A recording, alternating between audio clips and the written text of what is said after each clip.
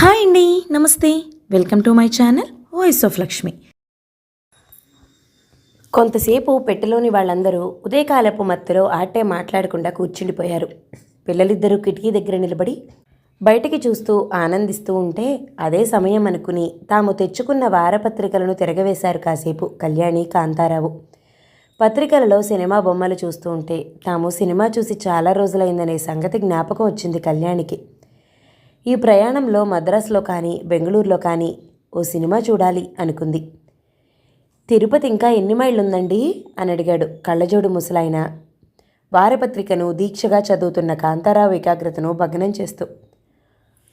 బహుశా మరో 100 మైళ్ళు ఉండొచ్చు, పుస్తకంలో నుండి తలెత్తకుండానే సమాధానమిచ్చాడు కాంతారావు. భర్త అంత ఏకాగ్రంగా చదువుతున్నది ఏమిటా అని కొంచెం వంగి చూసింది పత్రికలోకి కళ్యాణి. అతను చదువుతున్నది పాఠకుల ప్రశ్నలకు ఎవరో మంచి గ్లామర్ ఉన్న సినిమా తార జవాబులు. చెప్పొద్దు, అది చూడగానే చిన్నగా జలసి లాంటి భావమేదో మెల్లగా కదిలింది ఆమెలో. ఇలాంటి వెర్రి నాగమ్మలందరూ ఎగబట్టం వలనే ఆ సినిమా తారలకు అంత టెక్కు. వీళ్ల బలహీనతలను ఇటు పత్రికాధిపతులు కూడా ఉపయోగించుకుంటున్నారు అనుకుంది కసిగా. అయినా ఎవరినని ఏమి లాభంలే, నానాటికి ప్రతి రంగంలోనూ అసలైన విలువలు తమ అర్థాన్నే మార్చుకుంటున్నాయి. ఈ కాలంలో నిజంగా సినిమా తారలందరూ తమ నటనా చాతుర్యంతోనే పేరు తెచ్చుకుంటున్నారా? ఏ తార ఎక్కువగా తన శరీర భాగాలను ప్రేక్షకులకు చూపగలిగితే ఆ తారకు అంత గొప్ప విలువ ఉన్నట్లు లెక్క. ఆ తారకే సెక్స్ స్త్రీ, సౌందర్య స్త్రీ అంటూ పేర్లు పెట్టి జనం వేలం వెర్రిగా ఆరాధిస్తారు. ప్రజలు సినిమాలకు వెళ్ళేది నీతిబోధలు వినటానికి కాదు, మెదడును పదును పెట్టుకుంటానికి కాదు. 4-5 సెక్స్ సీన్లు, మంచి బాణీలతో రాసిన 2-3 పాటలు, ఓ గిన్నెడు కన్నీళ్లు ఉంటే చాలు. ఆ సినిమా ఆబాల గోపాలాన్ని ఆనందింపజేసి రజతోత్సవం లేదా అథవా శతదినోత్సవం చేసుకున్నట్లే. వీళ్ల అభిరుచులకు తగ్గట్టే ఆ సినిమాలు కూడా అలాగే తగలడుతున్నాయి. ఈ ఘోరాలు చాలక ఇంకా చలనచిత్ర రంగంలో ముద్దును కూడా ప్రవేశపెడుతున్నారట. కర్మ! అసలు ముద్దులోని మాధుర్యం ఎరిగిన ఏ మనిషి అయినా అలా పబ్లిక్గా జరుగుతున్న ముద్దుల ప్రదర్శనను చూడటానికి పోగలడా? తాము వాస్తవిక జీవితంలో అనుభవించలేని అందాలను, మాధుర్యాన్ని పుస్తకాలలోనూ సినిమాల్లోనూ చూడటానికి ప్రయత్నిస్తూ ఉంటారు 100కి 90 మంది మనుషులు. ఆ సంగతి తెలిసే ప్రొడ్యూసర్లందరూ వాళ్లలోని బలహీనతలతో ఆటలాడి డబ్బు చేసుకుంటున్నారు.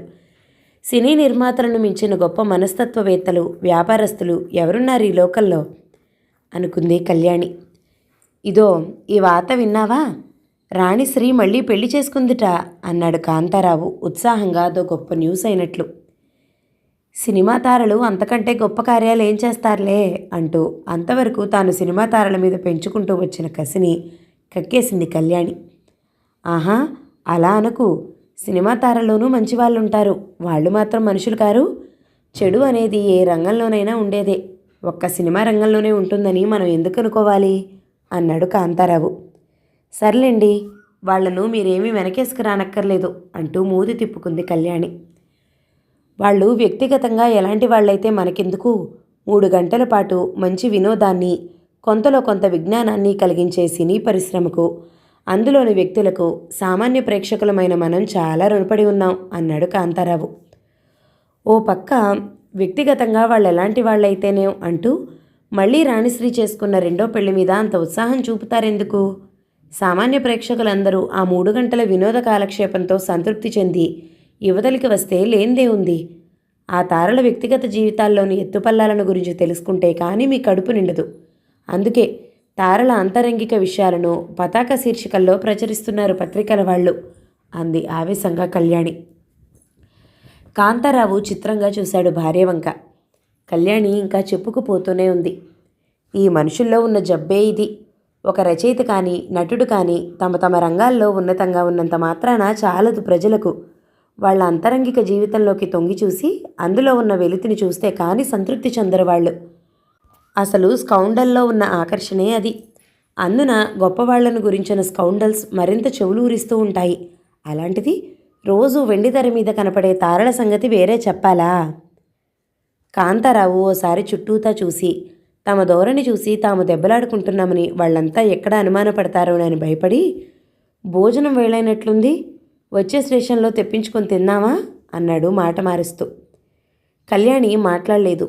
ఊపిరి పీల్చుకుంటానికి కాసేపు మౌనంగా ఉండిపోయింది. కళ్యాణి కనుక వాదనలోకి దిగిందంటే దాని అంతు తేల్చుకుందే వదిలిపెట్టదు. పైగా వాదిస్తున్నంతసేపు మనిషి మహా ఆవేశపడిపోతూ ఉంటుంది.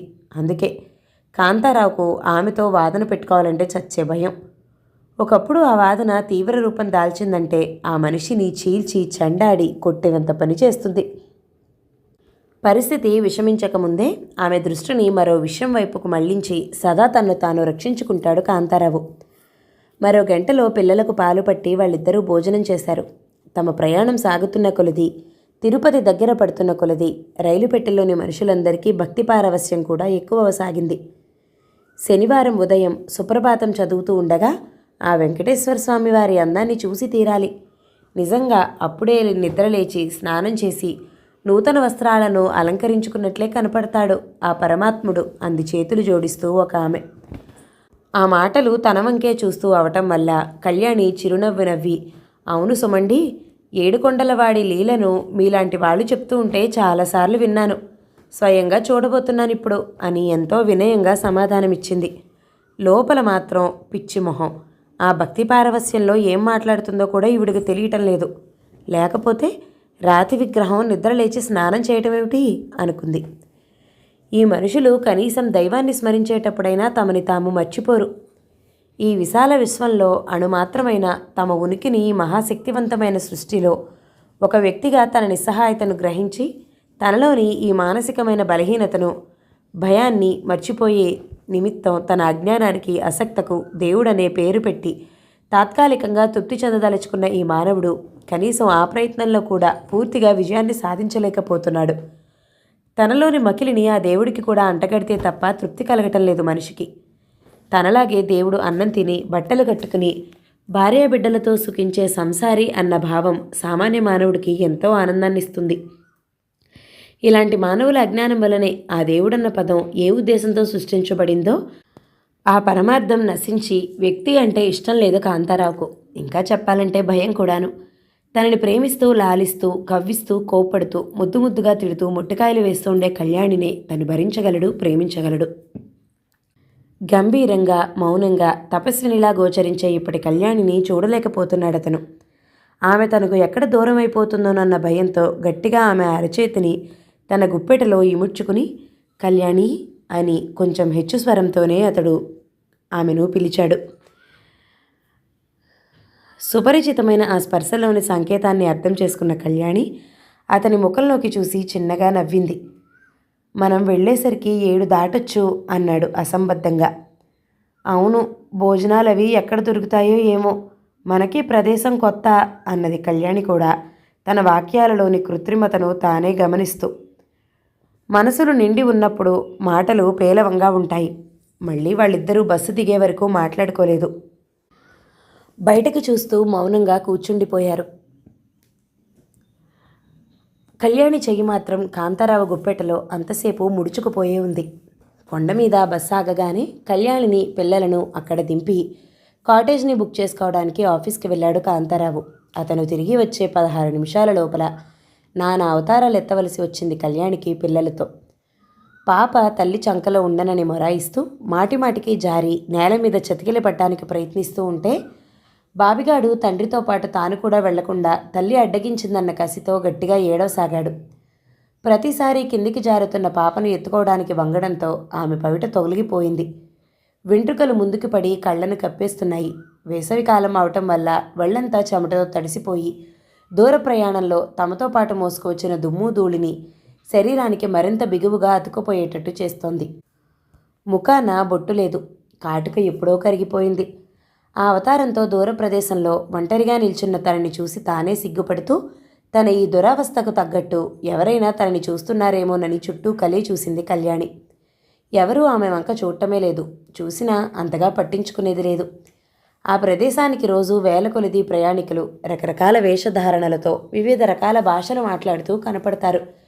కనుక ఎవ్వరూ అక్కడి వాళ్ల కంటికి ప్రత్యేకంగా వింతగా కనపడరు. అక్కడ ఉండే దుకాణాల వాళ్ళు, దేవస్థానం తాలూకు మనుషులు వచ్చిపోయే ప్రయాణికులందరినీ చూసి చూడనట్లు తమ తమ పనులలో తాము మునిగిపోతారు. ఆ సంగతి గమనించి కళ్యాణి మనసు కుదుటపడేసరికి కాంతారావు తిరిగి వచ్చాడు.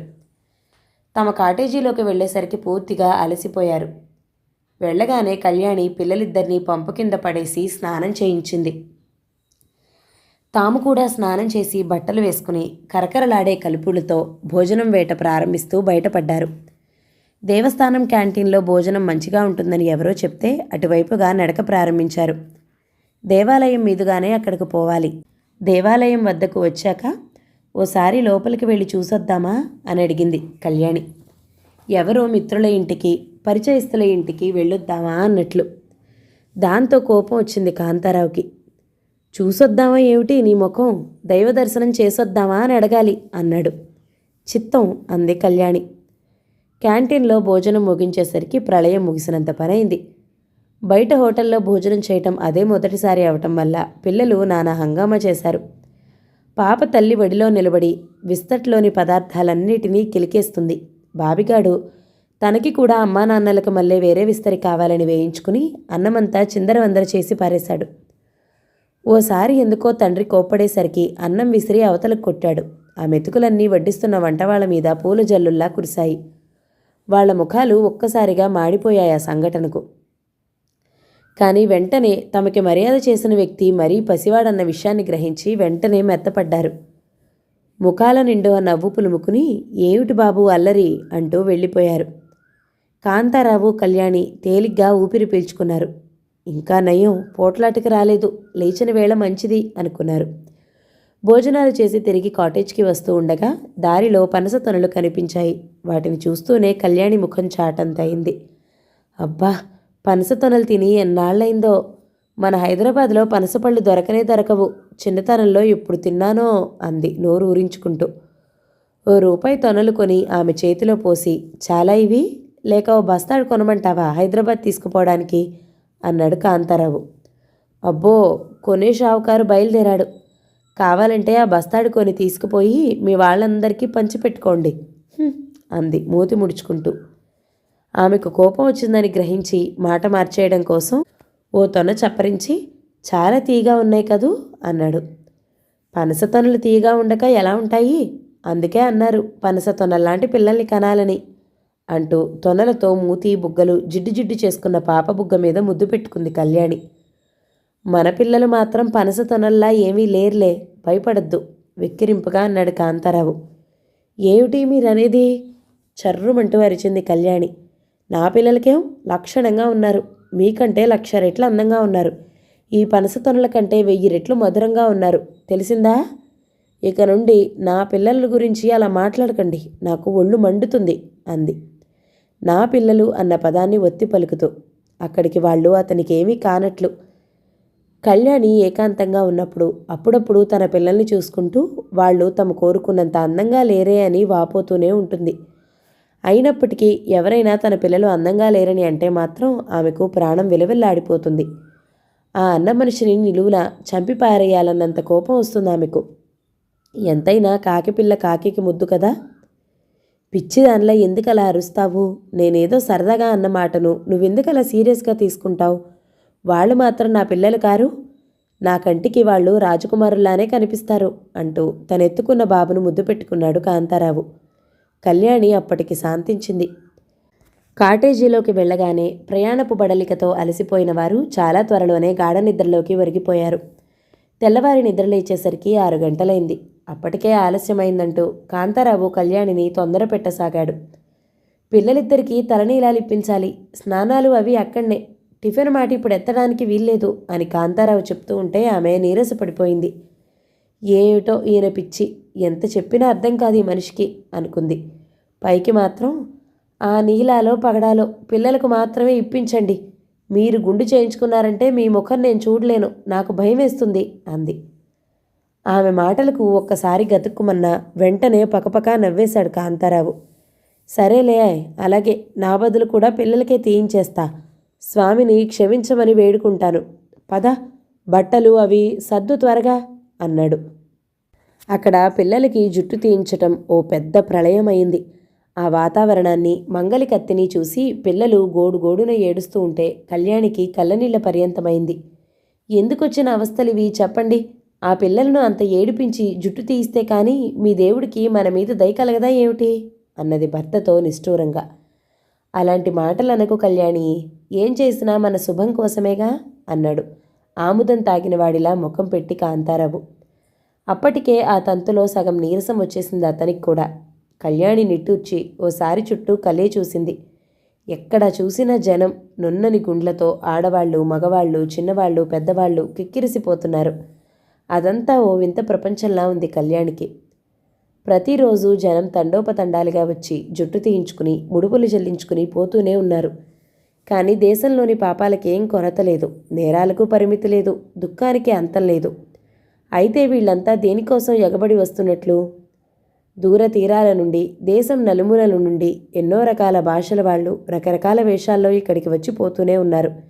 కేవలం చిత్తశుద్ధి కోసం, మానసిక శాంతి కోసమే వీరు వస్తున్నట్లయితే అలాంటివేవీ వీళ్ళు పొందుతున్న లక్షణాలే కనపట్టం లేదు వీళ్ళలో. ప్రతి మనిషిలోనూ ఏదో ఆత్రం, ఏమిటో అలజడి, ఎలాగోలా పని జరుపుకుపోదామన్న తాపత్రయమే తప్ప సిన్సియర్గా ఏదో తదాత్మ్యం పొందుదామని కానీ, అలౌకికానుభూతిని అనుభవంలోకి తెచ్చుకుందామని కానీ వీరిలో ఒక్కరికి కూడా లేదు. ఏ నూటికో కోటికో ఒకరికి అలాంటి ఆలోచన ఉన్నా ఈ రకమైన వాతావరణం అందుకు మాత్రం అనువుగా లేదు. అయినా వీళ్ల పిచ్చి కానీ మనసులో లేని దేవుడు గుడిలో ఉంటాడా? అక్కడ ఉన్న బాత్రూంలలో పిల్లలకు స్నానం చేయించి తాము కూడా చేసేసరికి సర్కస్ చేసినంత పనైందా దంపతులకు. స్నానం చేసిన శరీరాలతో మట్టిలో పొర్లుతున్న పిల్లలను, వాళ్లను అదుపులో పెట్టలేక అవస్థపడుతున్న భర్తను చూసేసరికి అప్పుడే తలారా స్నానం చేసి వచ్చిన కళ్యాణికి నవ్వు ఏడుపు రెండూ వచ్చాయి. మళ్లీ పిల్లలకి స్నానం చేయించి బట్టలు తొడిగి దేవాలయ ప్రాంగణంలోకి వెళ్లేసరికి దాదాపు 9 కావస్తోంది. ఎంత త్వరగా తయారవుదామనుకున్నా అంతకన్నా ముందుగా చేరుకోలేకపోయారు. మొదలు తుది తెలియకుండా ఉన్న ఆ జనప్రవాహపు క్యూని చూస్తూనే ఎటు పోవాలో తెలియక దూరంగా నిలబడ్డారా దంపతులు, పిల్లలను దగ్గరగా తీసుకుంటూ. జనకోలాహలంతో చెవులు హోరుమంటూ ఉండగా ఎన్నడూ ఒకచోట అంతమంది జనాన్ని ఒక్కసారి చూడని పిల్లలు నోళ్లు తెరుచుకుని వాళ్ల వంక చూస్తూ అమ్మా నాన్నలను ఆనుకుని నిల్చున్నారు. వాళ్ళలా 5 నిమిషాల పాటు దిక్కుతోచక నిల్చునేసరికి ఇంతలో ఒక అతను హడావిడిగా వారి దగ్గరకు వచ్చాడు. ఏమండి ఇక్కడే నిల్చున్నారు? ఇప్పటికే చాలా ఆలస్యం అయిపోతుంది. అబ్బబ్బా ఏం జనమండి, ఏం జనం! చూస్తున్నారు కదా, ఉదయం 6 గంటల నుండి ఎడతెగని జనం.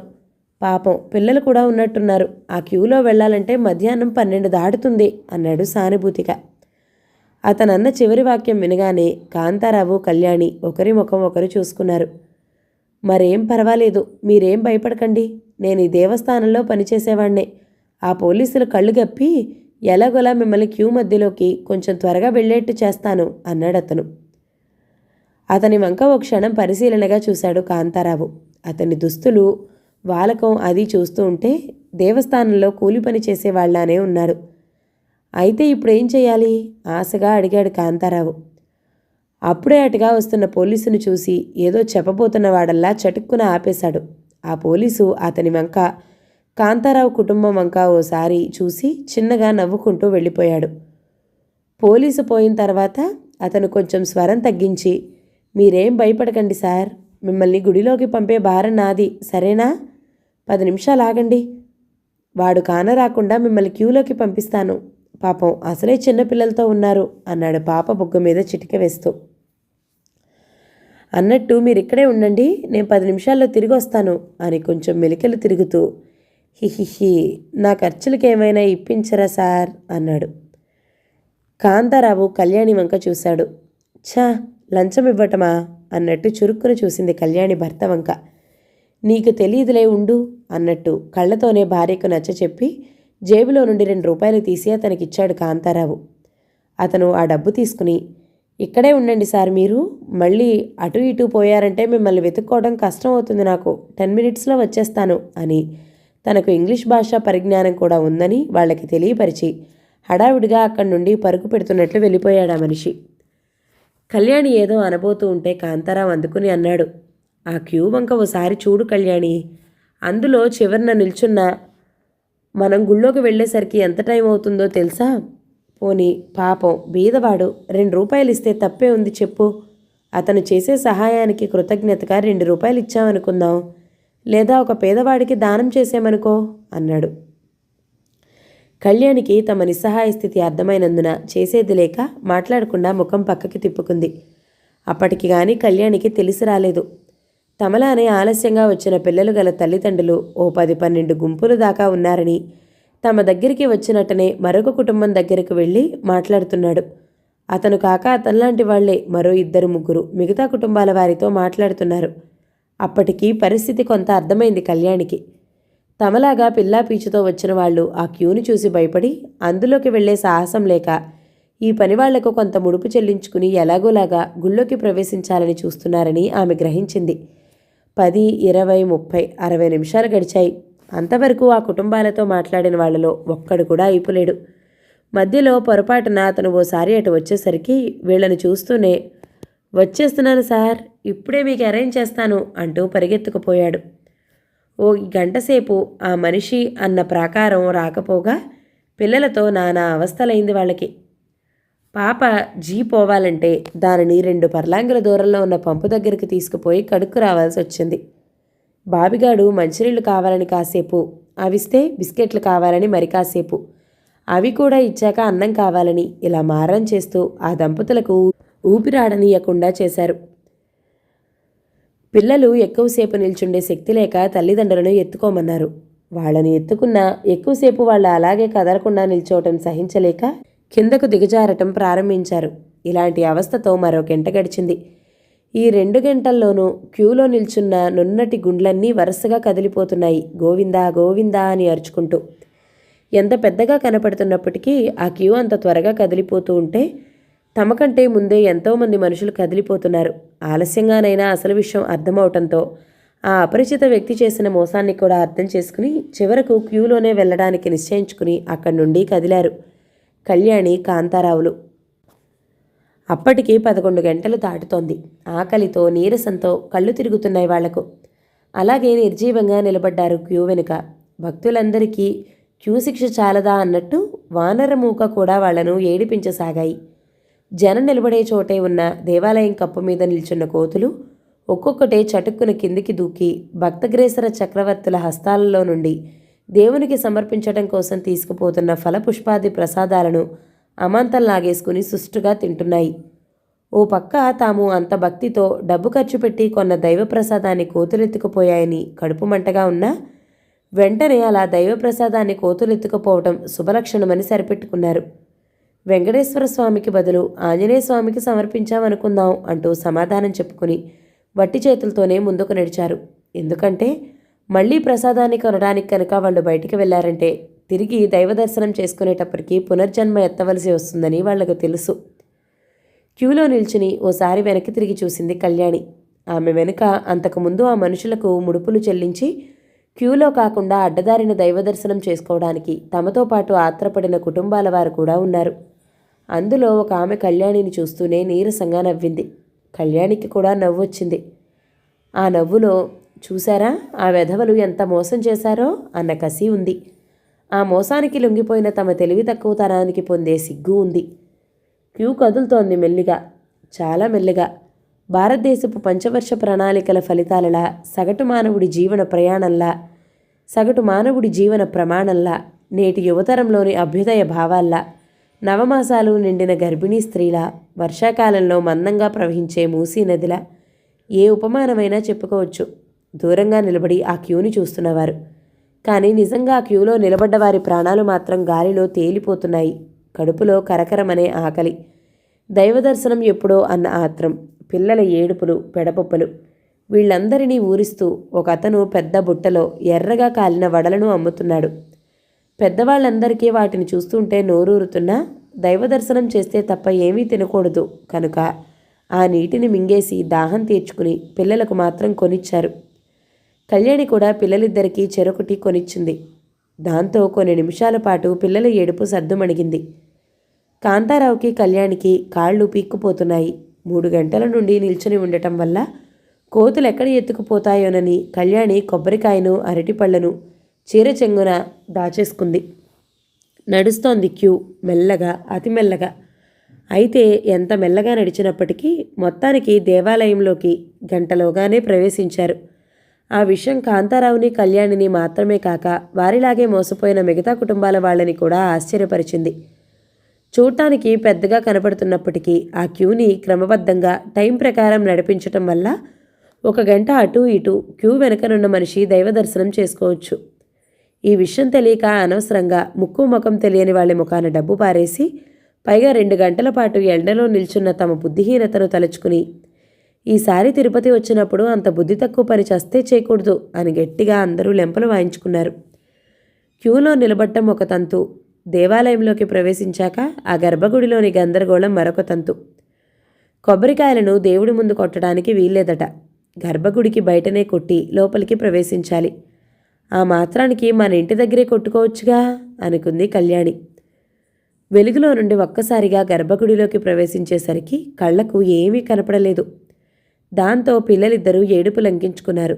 వాళ్ల నోళ్లు మూసి తడుముకుంటూ ప్రదక్షిణ ప్రారంభించారు. ఒకే ఒక ప్రదక్షిణం చెయ్యాలి. కుడివైపు నుండి మొదలుపెట్టి మధ్యలో మందస్మిత వదనార విందుడైన శ్రీనివాసుని సందర్శించి ఆ పైన ఎడమవైపుగా తిరిగి బయటకొచ్చేయాలి. దైవం వైపుగా ప్రయాణం చేస్తున్న వారిలో ఉత్సాహోద్రేకాలు మిన్నిముట్టుతున్నాయి. గోవిందా గోవిందా అని భక్తి పారవస్యంతో కేకలు పెడుతూ దైవాన్ని సమీపించారు. కానీ అంత కష్టపడి వచ్చి దైవ సమక్షంలో నిలబడేసరికి పూజారి ఒక్క క్షణం కూడా వాళ్లను నిలబడనీయకుండా పదండి పదండి అని వాళ్ళని తోసేస్తున్నాడు. కొందరు మహాభక్తులు తాము తెలుగు సినిమాలలో చూసే వెంకటేశ్వర స్వామి ఈయనా కాదా అని పరీక్షించదలుచుకుని మరో 2 నిమిషాల పాటు మొండికెత్తి నిలబడి చూస్తూ ఉంటే పూజారి వాళ్లను పశువులను అదిలించినట్టు అదిలించి ఒక్క తోపుతో ముందుకు పంపాడు. తమలోని నిరాశను కప్పిపుచ్చుకునేందుకు ఆ 3వ తరగతి భక్తులు, మొదటి 2వ తరగతి భక్తులు డబ్బు కట్టి దేవుణ్ణి ఎక్కువసేపు చూడవచ్చు. వెనక్కి తిరిగి తిరిగి చూస్తూ గోవిందా గోవిందా అనుకుంటూ బయటకొచ్చేశారు. దేవుడు వరమిచ్చినా పూజారి వరమీయడని అందుకే అంటారు కాబోలు అనుకుంది కళ్యాణి. కాంతారావు ఏమీ అనుకోలేదు, కానీ అతని మనసు మాత్రం ఏదో వెలితిగా ఉన్నట్లు అనిపించింది. అతను ఎంఏ పరీక్ష బెనారస్లో రాశాడు. కాశీ విశ్వేశ్వరుని దేవాలయంలో కూడా ఇదే తంతు. ఇంకా ఇక్కడి పూజారులు నయం. కాశీలో అయితే అడుగడికి ఓ నల్లరాతినో బొమ్మనో పెట్టుకుని పూజారులు కూర్చుని వచ్చిన భక్తులందరినీ డబ్బులేసేదాకా పీక్కు తింటారు. విశ్వనాథుని చూసి మళ్లీ దేవాలయంలో నుండి బయటపడేసరికి కనీసం ఓ 25 మంది పూజారులకైనా ముడుపు చెల్లించుకోక తప్పదు. ఆ తంతంతా చూస్తుంటే ఎంత భక్తుడికైనా వీరు పూజారిలా గోండాలా అన్న ప్రశ్న జనించక మానదు. ఆఖరికి దైవ కార్యాలు కూడా ఇంత అల్పంగా తయారైనాయంటే ఏమనుకోవాలి? ఈ కాలంలో పుణ్యక్షేత్రాలన్నీ వ్యాపార సంస్థల్లా ఉంటున్నాయే తప్ప మనశ్శాంతిని, ఆత్మవికాసాన్ని కలిగించే వాతావరణమే ఉంటోలేదక్కడ. దీనికి కారణం మరేమీ లేదు. ఇలాంటి పుణ్యక్షేత్రాలకు వచ్చే వాళ్లలో 100కి 90 మంది మనశ్శాంతి కోసం కాక పాప పరిష్కారం కోసం వస్తున్నారు. అందుకే దేవాలయాల్లోని దైవం వట్టి రాతి విగ్రహంగానే మిగిలిపోతున్నారు. మానవుల హృదయాల్లోని దైవత్వం ఎప్పుడు సమసిపోతుందో అప్పుడు దేవాలయాలకు విలువే ఉండదు. గర్భగుడిలో నుండి బయటకు వచ్చేసరికి అందరి శరీరాలు చెమటతో తడిసి ముద్దైపోయాయి. గర్భగుడిలో వారు పొందలేని ఆత్మశాంతికి ప్రతిగా కడుపు శాంతి కోసం ప్రతి భక్తుడికి ఆకుల నిండా పులిహార దద్దోజనం పంచిపెడుతున్నారు ఉచితంగా దేవాలయం ఎదురుగా. వాటిని తీసుకుని బయటకు వెళ్ళి తిని కడుపు నింపుకున్నారు. అప్పటికి 1 గంట కావస్తోంది. అప్పుడు హోటల్కి వెళ్ళి భోజనం చేసి పిల్లలకు పాలు ఫ్లాస్క్లో పోయించుకుని తమ కాటేజీకి తిరిగి వెళ్లారు. 1 గంట పిల్లలను నిద్రపుచ్చి తాము కూడా విశ్రాంతి తీసుకున్నారు కళ్యాణి, కాంతారావులు. ఇంతలో పక్క కాటేజీలో ఉన్న ఒక ఆయన వాళ్ళ దగ్గరకు పరిగెత్తుకుంటూ వచ్చాడు. విన్నారా అండి వార్త? ఎంత ఘోరం, ఎంత అపచారం, కలికాలం అంటూ రొప్పుతూనే ఒకటే అంటున్నాడు ఆయన. ఆయన అరుపులకు పిల్లలెక్కడ లేస్తారోనని కాంతారావు, కళ్యాణి ఇద్దరూ బయటకు వరండాలోకి వచ్చి ఏమైందండి అని అడిగారు. ఇంకా ఏమవ్వాలండి, ప్రళయం వచ్చేస్తుంది, కలియుగం అంతం కాబోతుంది. అందుకే ఈ పాపాలన్నీ ఇలా రోజురోజుకి పెరిగిపోతున్నాయి ఆయాసపడ్డాడా ముసలాయన. ఇంతకు ఈ వార్త మీ చెవుల దాకా రానేలేదటండి. తిరుపతి వెంకటేశ్వర స్వామి వారి హుండీలోని డబ్బుల్లో 10,000 రొక్కం తక్కువైనాయట. నిన్న భక్తులంతా పోయిన తర్వాత డబ్బు లెక్కగట్టుకుంటే 10,000 తక్కువైనట్టు తెలిసిందట. అంతా ఒకటే గోల అన్నట్లు కాజేసిన వాడిని అరెస్టు చేశారట. వివరాలు ఇంకా తేలలేదనుకోండి. అయినా ఇదేం పొయ్యే కాలమండి, స్వామివారి హుండీలోని డబ్బు కాజేయడానికి వాడికి ఎన్ని గుండెలుండుండాలి అంటూ తన గుండె బాదుకున్నాడు ఆయన. కళ్యాణికి నవ్వొచ్చింది. తిరుపతి వెంకటేశ్వర స్వామిని నిలబెట్టి ఇలా అడగాలనిపించింది ఆమెకు. ఓ ప్రభు, ఎక్కడున్నావు నువ్వు? మండుటెండలో కాళ్ళు చచ్చులు పడేలా క్యూలో నిలబడి నీ దర్శనం కోసం పడిగాపులు కాసే ఈ సామాన్య ప్రజల్లోనా అమాయకులైన భక్తులను మోసపుచ్చి అడ్డదారిన వారికి దైవాన్ని చూపిస్తానని నమ్మించి డబ్బు గుంజుతున్న పనివాళ్లలోనా వాళ్ళు చేసే ఘాతుక కృత్యాలను చూసి కూడా వాటిని అరకట్టవలసిన బాధ్యత తమకున్న సంగతి విస్మరించి వాటా కోసం కక్కుర్తిపడి ఏమీ ఎరగనట్టు వెళ్ళిపోయే ఈ రక్షణ శాఖలోనా కరకరమని మండుతున్న కడుపులతో క్యూలో నిలబడిన భక్తులను నోరూరిస్తున్న వేడివేడి గారెలతో ఉన్నావా? లేక దైవం కోసం కొన్న ప్రసాదాన్ని ఎత్తుకుపోయి పళ్ళికిలిస్తూ తినే ఆ మానర మూకల్లో ఉన్నావా? భక్తులను పశువుల్లా అదిలించే ఆ పూజారుల్లోనా? లేక దైవం కోసం భక్తులు సమర్పించుకున్న ముడుపుల తాలూకు పైకాన్ని మింగేయాలనుకున్న వారిలోనా? చెప్పు ప్రభు, చెప్పు, వీరిలో ఎక్కడున్నావు నువ్వు అని. సరిగ్గా అదే సమయంలో కళ్యాణికి గీతాకారుడు తన ఉనికిని గురించి చెప్పిన వాక్యాలు స్ఫురణకొచ్చాయి. ఓ అర్జున, నేను ఎక్కడైనా ఉంటాను, అంతటా వ్యాపించి ఉంటాను, అందరిలోనూ ఉంటాను. సజ్జనుని మంచితనాన్ని నేను, దుర్జనుని దుర్మార్గాన్ని నేను, వంచకుని మోసాన్ని నేను, జూదరిలోని జూదాన్ని నేను, భక్తుడిలోని భక్తిని నేను, నాస్తికుడిలోని నాస్తికతను నేను. ఈ విశ్వంలో నేను లేని అణువే లేదు, ఈ విశ్వమే నేను, నేనే ఈ విశ్వాన్ని. ఇంచుమించుగా ఆ వాక్యాల సారాంశమది. కళ్యాణి అనుకుంది అప్పుడు మనస్ఫూర్తిగా, అవును స్వామి, నువ్వు సర్వాంతర్యామివి, అందులో సందేహం లేదు అని. ఆ సాయంత్రం పాపనాశనం ఆకాశగంగా చూడ్డానికి వెళ్లారు. అక్కడికి వెళ్లేందుకు టాక్సీలు సిద్ధంగా స్టాండులో నిలబడి ఉన్నా టాక్సీ వాళ్లు మాత్రం యాత్రికులను ఆ ప్రదేశాలకు తీసుకుపోవడానికి అంత సిద్ధంగా లేరు. గీచిగీచి బేరమాడి 2 రూపాయల దూరానికి 12 రూపాయలు చేతిలో పడితే కానీ కదలమని కూర్చున్నారు. పోనీలే, మనం యాత్రలకు వచ్చింది డబ్బు ఖర్చు పెట్టడానికి కదా అని సరిపెట్టుకుని వాళ్ళు అడిగినంత డబ్బు ఇవ్వడానికి కాంతారావు సిద్ధమైనా మరో 3 మనుషులన్నా, అంటే కనీసం 5 మనుషులన్నా ఉండందే టాక్సీని ఇక్కడి నుంచి చస్తే కదిలించను అన్నట్టు భీష్మించుకున్నాడు. మరో 3 మనుషులను తమతో రమ్మని బ్రతిమాలటానికి వేట ప్రారంభించాడు కాంతారావు. ఎలాగో కుటుంబం కలిసింది, టాక్సీ కదిలింది. తుప్పలను పొదలను దాటుకుంటూ ఎగుడు దిగుళ్ళు రోడ్డు మీదుగా టాక్సీ కదిలిపోతూ ఉంటే కళ్యాణికి మళ్ళీ ప్రాణం హాయిగా ఉంది. ప్రయాణం అంటే కళ్యాణికి చాలా ఇష్టం. వేగంగా నడిచే కారులో కూర్చుని దూసుకుపోతున్న చెట్లను, పుట్లను, కొండలను దాటి ఎక్కడికో గమ్యం తెలియని ప్రదేశాలలోనికి ఎన్నటికీ అంతం కాని యాత్రలో జీవితాన్ని గడిపేయాలనిపిస్తుంది ఆమెకు. ముఖ్యంగా ప్రయాణం జనసందోహానికి దూరంగా ఉంటే మరీ ఇష్టం. ఆ ప్రయాణం పచ్చని చేల మధ్యగా కానీ, మహావృక్షాల మధ్యగా కానీ, ఆఖరికి ముళ్ళకంచెల మధ్యనైనా సరే, అది మానవ కల్పితమైన వాతావరణం కాకపోతే అంతే చాలు ఆమెకు. సహజమైన ప్రకృతి ఏ రూపంలో ఉన్నా ఆమె కంటికి మనోహరంగానే కనిపిస్తుంది. ఆకులు రాలి, కొమ్మలు విరిగి, మొద్దులా నిలబడిన ఎండిన మాను కూడా ఆమెను కళాత్మకంగానే ఉంటుంది. కారణం మరేమీ లేదు. ప్రకృతిలో సహజత్వం ఉంది, మనుషులలో కృత్రిమత్వం, నటన ఉంటాయి. అందుకే ఎక్కువ సమయం మనుషుల మధ్య కన్నా ప్రకృతితోనే గడిపేస్తే బాగుంటుందనిపిస్తుంది. కానీ అలాంటి అవకాశం నాగరిక ప్రపంచంలో యాంత్రికంగా బ్రతుకుతున్న తమకి సాధ్యం కాదు. అందుకే ప్రతి మనిషికి, ప్రతి కుటుంబానికి జీవితంలో తరచుగా ఇలాంటి యాత్రలు చేయవలసిన అవసరం చాలా ఉంది. పుణ్యయాత్ర పేరుతో కానీ, ప్రేమయాత్ర పేరుతో కానీ కనీసం ఏడాదికోసారన్నా ప్రతి మనిషి రొటీన్ జీవితాన్ని నుండి తాత్కాలికంగా తప్పించుకుని ప్రకృతి దృశ్యాలను, ప్రాచీన కళాఖండాలను చూసి కొంతలో కొంత మానసిక శాంతి పొందవచ్చు.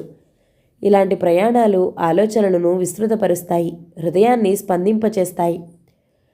కళ్యాణికి చాలా నిరాశ కలిగించేలా ఆమె ఆలోచనలు బ్రేక్ వేస్తూ టాక్సీ చాలా తక్కువ టైంలోనే ఆకాశగంగ దగ్గర ఆగింది. టాక్సీ ఆగిన చోటుకు గమ్యస్థలానికి మధ్య దూరం కొంచెం ఎక్కువే ఉండటం వల్ల వాళ్ళు నడిచే వెళ్ళాలి. కానీ ఎగుడు దిగుడుగా ఉన్న ఆ ప్రదేశంలో పాపనెత్తుకుని నడుస్తూ ఉన్నా ఆమెకు అలసట అనేది అనిపించలేదు. బూడిద రంగులో ఉన్న నేల, అక్కడక్కడ రాళ్ళు, రప్పలు, తుమ్మ పొదలు అన్నీ ఎంతో సహజంగా, అత్యంత ప్రియంగా ఉన్నాయి ఆమెకు. ఆ ప్రదేశంలో నడుస్తూ ఉంటే ఏదో ఒక నూతన ప్రపంచంలోకి అడుగు పెడుతున్నట్లు అనుభూతి కలుగుతోంది. కొన్ని నిమిషాలలో ఆకాశగంగ దగ్గరకు వచ్చారు. పేరుకు తగ్గట్టు అక్కడ గంగా ప్రవాహం ఏమీ లేదు. ఎత్తైన గుట్ట ఒకటి 3 గోడలతో గుహలాగా కనిపిస్తోంది. అందులో ఒకవైపు నుండి సన్నని ధారగా నీళ్లు పడుతున్నాయి. కిందపడి చిన్న నీళ్ల గుంటలా ఉన్న ఆ ప్రవాహంలో అందరూ కాళ్ళు కడుక్కున్నారు.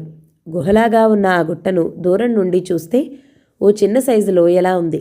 అక్కడ ఒక బ్రాహ్మణుడు కూర్చుని ఏదో విగ్రహాన్ని పెట్టుకుని పూజ చేస్తున్నాడు. భక్తులందరూ ఆ నీళ్లల్లో నుండి నడిచి వెళ్ళి కొబ్బరికాయలు, పళ్ళు, పూలు, పైసలు ఆ బ్రాహ్మణుడికి సమర్పించుకొని వస్తున్నారు. కళ్యాణికి చీరనెత్తుకుని నీళ్లల్లో నడిచి వెళ్ళడానికి సిగ్గనిపించి యువతలిగానే నిలబడింది పిల్లలతో. కాంతారావు ప్యాంటు పైకి మడుచుకుని వెళ్ళి ఓ 10 పైసలు దేవుడికి సమర్పించి కుంకం, పూలు తీసుకుని వచ్చాడు. ఆ ప్రదేశం ఏకాంతంగా, ఊరికి దూరంగా ఉన్న ఆకాశగంగా దృశ్యం చాలా మనోహరంగా ఉంది. చుట్టూ దట్టమైన చెట్లు పచ్చగా నిండుగా యాత్రికులను కనుల పండువ చేస్తున్నాయి. వాటిపైన సంధ్యారుణ కాంతులతో వెలిగిపోతున్న ఆకాశం, సన్నగా పడుతున్న నీటిధార, చిన్న సైజు లోయలా కనబడుతున్న ఆ గుట్ట, దానిమీద బ్రాహ్మడు, అన్నీ ఎంతో వింతగా ఉన్నాయి. ఈ భక్తులెవ్వరూ లేకుండా ఆఖరికి తన భర్తని, పిల్లలను కూడా వదిలి కొంతసేపు ఆ బండరాళ్ల మీద ఏకాంతంగా సోమరిగా కలలు కంటూ, గాలికి ఊగే ఆకుల చిరుసవ్వడిని వింటూ, చల్లని పిల్లవాయువులతో శరీరాన్ని నింపుకుని మౌనంగా ఉండిపోవాలనిపించింది కళ్యాణికి. ఉదయం క్యూలో నిలబడి నానా అవస్థలు పడి శరీరాన్ని, మనసుని హూనం చేసుకుని ఆ దైవాన్ని సందర్శించినప్పటికన్నా ఈ పచ్చని ప్రకృతి మధ్య జనసమూహం లేని ఈ ప్రదేశంలో ఏకాంతంగా నిల్చుంటే ఎంతో ప్రశాంతత కలుగుతుంది మనసులో. ఎందుకో. ఏమిటిలా పరధ్యానంగా నిలబడ్డావు? అవునులే, ఈ ప్రదేశం నీకు నచ్చటంలో ఆశ్చర్యం లేదు. కొంపతీసి ఇంటికి వెళ్ళగానే మళ్ళీ కవిత్వం రాయవు కదా అన్నాడు పరిహాసంగా కాంతారావు. ఆలోచనల నుండి తేరుకుని చురుక్కున చూసింది భర్త వంక కళ్యాణి. నా ముఖానికి తోడు కవిత్వం రాయటం కూడానా? మిమ్మల్ని చేసుకున్నప్పుడే నాలోని కవితా శక్తి చచ్చిపోయింది. ఈ పిల్లలు, ఈ సంసార జంజాటంలో కవిత్వం సంగతి అటుంచి ఈ 3 సంవత్సరాల్లోనూ గట్టిగా ఊపిరి పీల్చుకునే సమయమైనా లభించలేదు నాకు. అందుకే అరుదుగా లభించిన ఈ అవకాశాన్ని జారవిరుచుకోవటం ఇష్టం లేక కాసేపు ఒంటరిగా సర్వం మరిచి నిల్చున్నాను అంది. అలా అంటుంటే కళ్యాణి కళ్ళు ఆర్ద్రమయ్యాయి. కాంతారావు మనసుకు ముళ్ళు గుచ్చుకున్నట్లయింది కళ్యాణి మాటలు వింటూ ఉంటే. మిమ్మల్ని చేసుకున్న నాడే నాలోని కవితాశక్తి చచ్చిపోయింది అన్న వాక్యం మరింత లోతుగా దూసుకుని బాధించింది అతనిని. కళ్యాణి చదువుకునే రోజుల్లో గేయాలు, కథలు రాస్తూ ఉండేది. ఆమె తన స్టూడెంట్గా ఉన్నప్పుడు వాటిని చూసి తను మెచ్చుకునేవాడు కూడాను. కానీ పెళ్ళైన తర్వాత వెంటనే పిల్లలు పుట్టుకొచ్చి బాధ్యతలు నెత్తిమీద పడి ఉక్కిరి బిక్కిరి చేస్తూ ఉంటే రాయాలన్న ఆలోచన కళ్యాణికి కానీ, ఆమెలోని రచయిత్రిని ప్రోత్సహించాలన్న ఆలోచన కాంతారావుకి కానీ కలగనేలేదు. ఆమె బాధపడుతూ అన్న మాటల్లో కొంత సత్యం లేకపోలేదు. కానీ దానికంతటికీ బాధ్యత తనదేనని ఆమె ఆరోపించటం చాలా అన్యాయం అనిపించింది అతనికి. అందుకే ముఖం చిన్నబుచ్చుకుని మాట్లాడకుండా వెనక్కి తిరిగి నడవటం మొదలుపెట్టాడు. కళ్యాణి అతనిని అనుసరించింది. భర్త ముఖం చిన్నబుచ్చుకోవటం గమనించేసరికి ఆమెకు తను చేసిన తప్పు తెలిసొచ్చింది. కళ్యాణికి ఎందుకో ఆ సమయంలో గట్టిగా ఏడవాలనిపించింది. దానికి కారణాలు ఎన్నైనా చెప్పుకోవచ్చు. 3 సంవత్సరాల పాటు ఒక రకమైన యాంత్రిక జీవనానికి అలవాటు పడిన తను ఒక్కసారిగా పచ్చని ప్రకృతి మధ్యలోకి వచ్చి స్వేచ్ఛగా గాలి పీల్చుకోవటంతో ఆమె మనసులో నిద్రాణంగా ఉన్న మృదువైన భావాలన్నీ హఠాత్తుగా మేలుకొన్నాయి. ఆ భావోద్వేగానికి తట్టుకోలేక ఆమె హృదయం మరింత సున్నితంగా తయారైంది. ఆ సమయంలో ఒక కాల్పనిక జగత్తులో విహరిస్తోంది ఆమె మనసు. భర్త వాక్యాలు ఆమెను వాస్తవ ప్రపంచంలోకి తీసుకువచ్చాయి. ఈ 2 ప్రపంచాలకి మధ్య గల అంతరాన్ని భరించలేక కటువైన మాటలతో భర్త మనసును గాయపరిచింది. అలాంటి సమయంలో మనసు ఎంత సున్నితంగా ఉంటే మాటలు అంత కరుకగా వెలువడతాయి. ఆ సంగతి భర్తకు ఎలా తెలియపరచటం? కళ్యాణి పరధ్యానంగా పాపనెత్తుకొని నడుస్తోంది. అలా నడుస్తూ ఒక రాయి కాలికి తగిలి తూలి పడబోయింది. వెంటనే కాంతారావు ఆమె భుజం పట్టుకుని ఆపాడు. ఆమె కుడికాలి చిటికెన వేలు చిట్లి కొద్దిగా రక్తం చిమ్మింది. కాంతారావు, అమ్మో, రక్తం కూడా వస్తుందే అన్నాడు గాబరాగా వంగి ఆమె వేలును పట్టుకుంటూ. ఆ వేలి బాధ కన్నా ఆ సమయంలో అతనన్న సానుభూతి వాక్యం, అతని స్పర్శ ఆమెకు కన్నీళ్లు తెప్పించాయి. తలెత్తి చూసిన కాంతారావు, చా, ఇంత చిన్న దెబ్బకే ఏడుస్తావెందుకు? ఎవరైనా చూస్తే నవ్వుతారు, కళ్ళు తుడుచుకో. అప్పుడు కళ్యాణికి భర్త గుండెలో తలదాచుకుని, కాంతం, నన్ను క్షమించవు, అనవసరంగా నిన్ను బాధ పెట్టాను అని గట్టిగా ఏడవాలనిపించింది. కానీ తమతో పాటు అక్కడ ఇంకా కొందరు మనుషులు ఉండటం వల్ల ఆమె భావాలన్నీ ఆమె కంఠంలోనే దిగబడిపోయాయి. చా, ఏమిటిలా మరీ అతిగా ఫీల్ అవుతున్నాను నేను? కాస్త మనసును గట్టిపరుచుకోవాలి అనుకుంది కళ్ళు తుడుచుకుంటూ కళ్యాణి. కాంతారావు మాత్రం కళ్యాణికి దెబ్బ తగలటంతో తన కోపాన్ని తాత్కాలికంగా మర్చిపోయాడు. కళ్యాణికి ఇంచుమించు ఆనుకుని నడుస్తూ టాక్సీ దగ్గరకు వెళ్ళాడు. టాక్సీ పాపనాశనం వైపుకు పరుగు తీసింది. కళ్యాణి కళ్ళు తుడుచుకుని మరలా తన భావనా జగత్తులోకి ప్రవేశించింది. కాంతారావు కళ్యాణి అన్న వాక్యాలను గుర్తు తెచ్చుకుని తన కోపాన్ని మళ్ళీ తిరిగి తాను తెచ్చుకుని కళ్యాణికి కొంచెం దూరంగా జరిగి బయటకు చూస్తూ కూర్చున్నాడు. కొద్ది నిమిషాల్లో టాక్సీ పాపనాశనం దగ్గర ఆగింది. మళ్ళీ మామూలు ప్రపంచంలోకి ప్రవేశించారిద్దరు. కళ్యాణి తన కలలను, కాంతారావు తన కోపాన్ని మర్చిపోయి హడావిడిగా దిగి పాపనాశనం వద్దకు కుతూహలంగా వెళ్లారు. అక్కడి దృశ్యం చూడదగినంత మనోహరంగా లేదు, కానీ ఓ పెద్ద గోడ మీదుగా నీళ్లు కిందికి పడుతున్నాయి. అందులో స్నానం చేస్తే పాపాలన్నీ నశించిపోతాయి కనుక దానికి పాపనాశనం అంటారట. భక్తులందరూ అందులో దిగి కొందరు స్నానం చేస్తూ ఉంటే మరికొందరు కాళ్ళు చేతులు కడుక్కుని పూర్తిగా స్నానం చేయనందుకు మన్నించమని దేవుణ్ణి లోపలే క్షమాపణ వేడుకుని లెంపలు వాయించుకుంటూ యువతలకు వచ్చేశారు. కళ్యాణి, కాంతారావు అక్కడే ఉన్న వంతెన గోడకు ఆనుకుని ఆ దృశ్యాన్ని చూస్తూ నిలబడ్డారు. గోడ మీద నుండి ధారలుగా పడుతున్న నీళ్లను చూసి పిల్లలిద్దరూ సంబరపడ్డారు. లాలా లాలా అంటూ చప్పట్లు చరిచారు. వాళ్ల సంతోషం చూసి తల్లిదండ్రులిద్దరి మనసులు తేలికపడ్డాయి. ఆ నీటిని బ్యాక్గ్రౌండ్గా తీసుకుని వంతెన మీద నిల్చున్న కళ్యాణిని, పిల్లలను 2 ఫోటోలు తీశాడు కాంతారావు. తర్వాత అక్కడే ఉన్న హోటల్ అనబడే చిన్న పూరిపాకలోకి వెళ్ళి బియ్యం పిండితో చేసిన దోశను, కషాయం లాంటి కాఫీని తాగి బయటపడ్డారు. పిల్లలు కూడా వాటిని తింటామని మారం చేస్తుంటే వాళ్లను గదమాయించి తమతో పాటు తెచ్చిన యాపిల్ పళ్లను చెరొకటి ఇచ్చింది కళ్యాణి.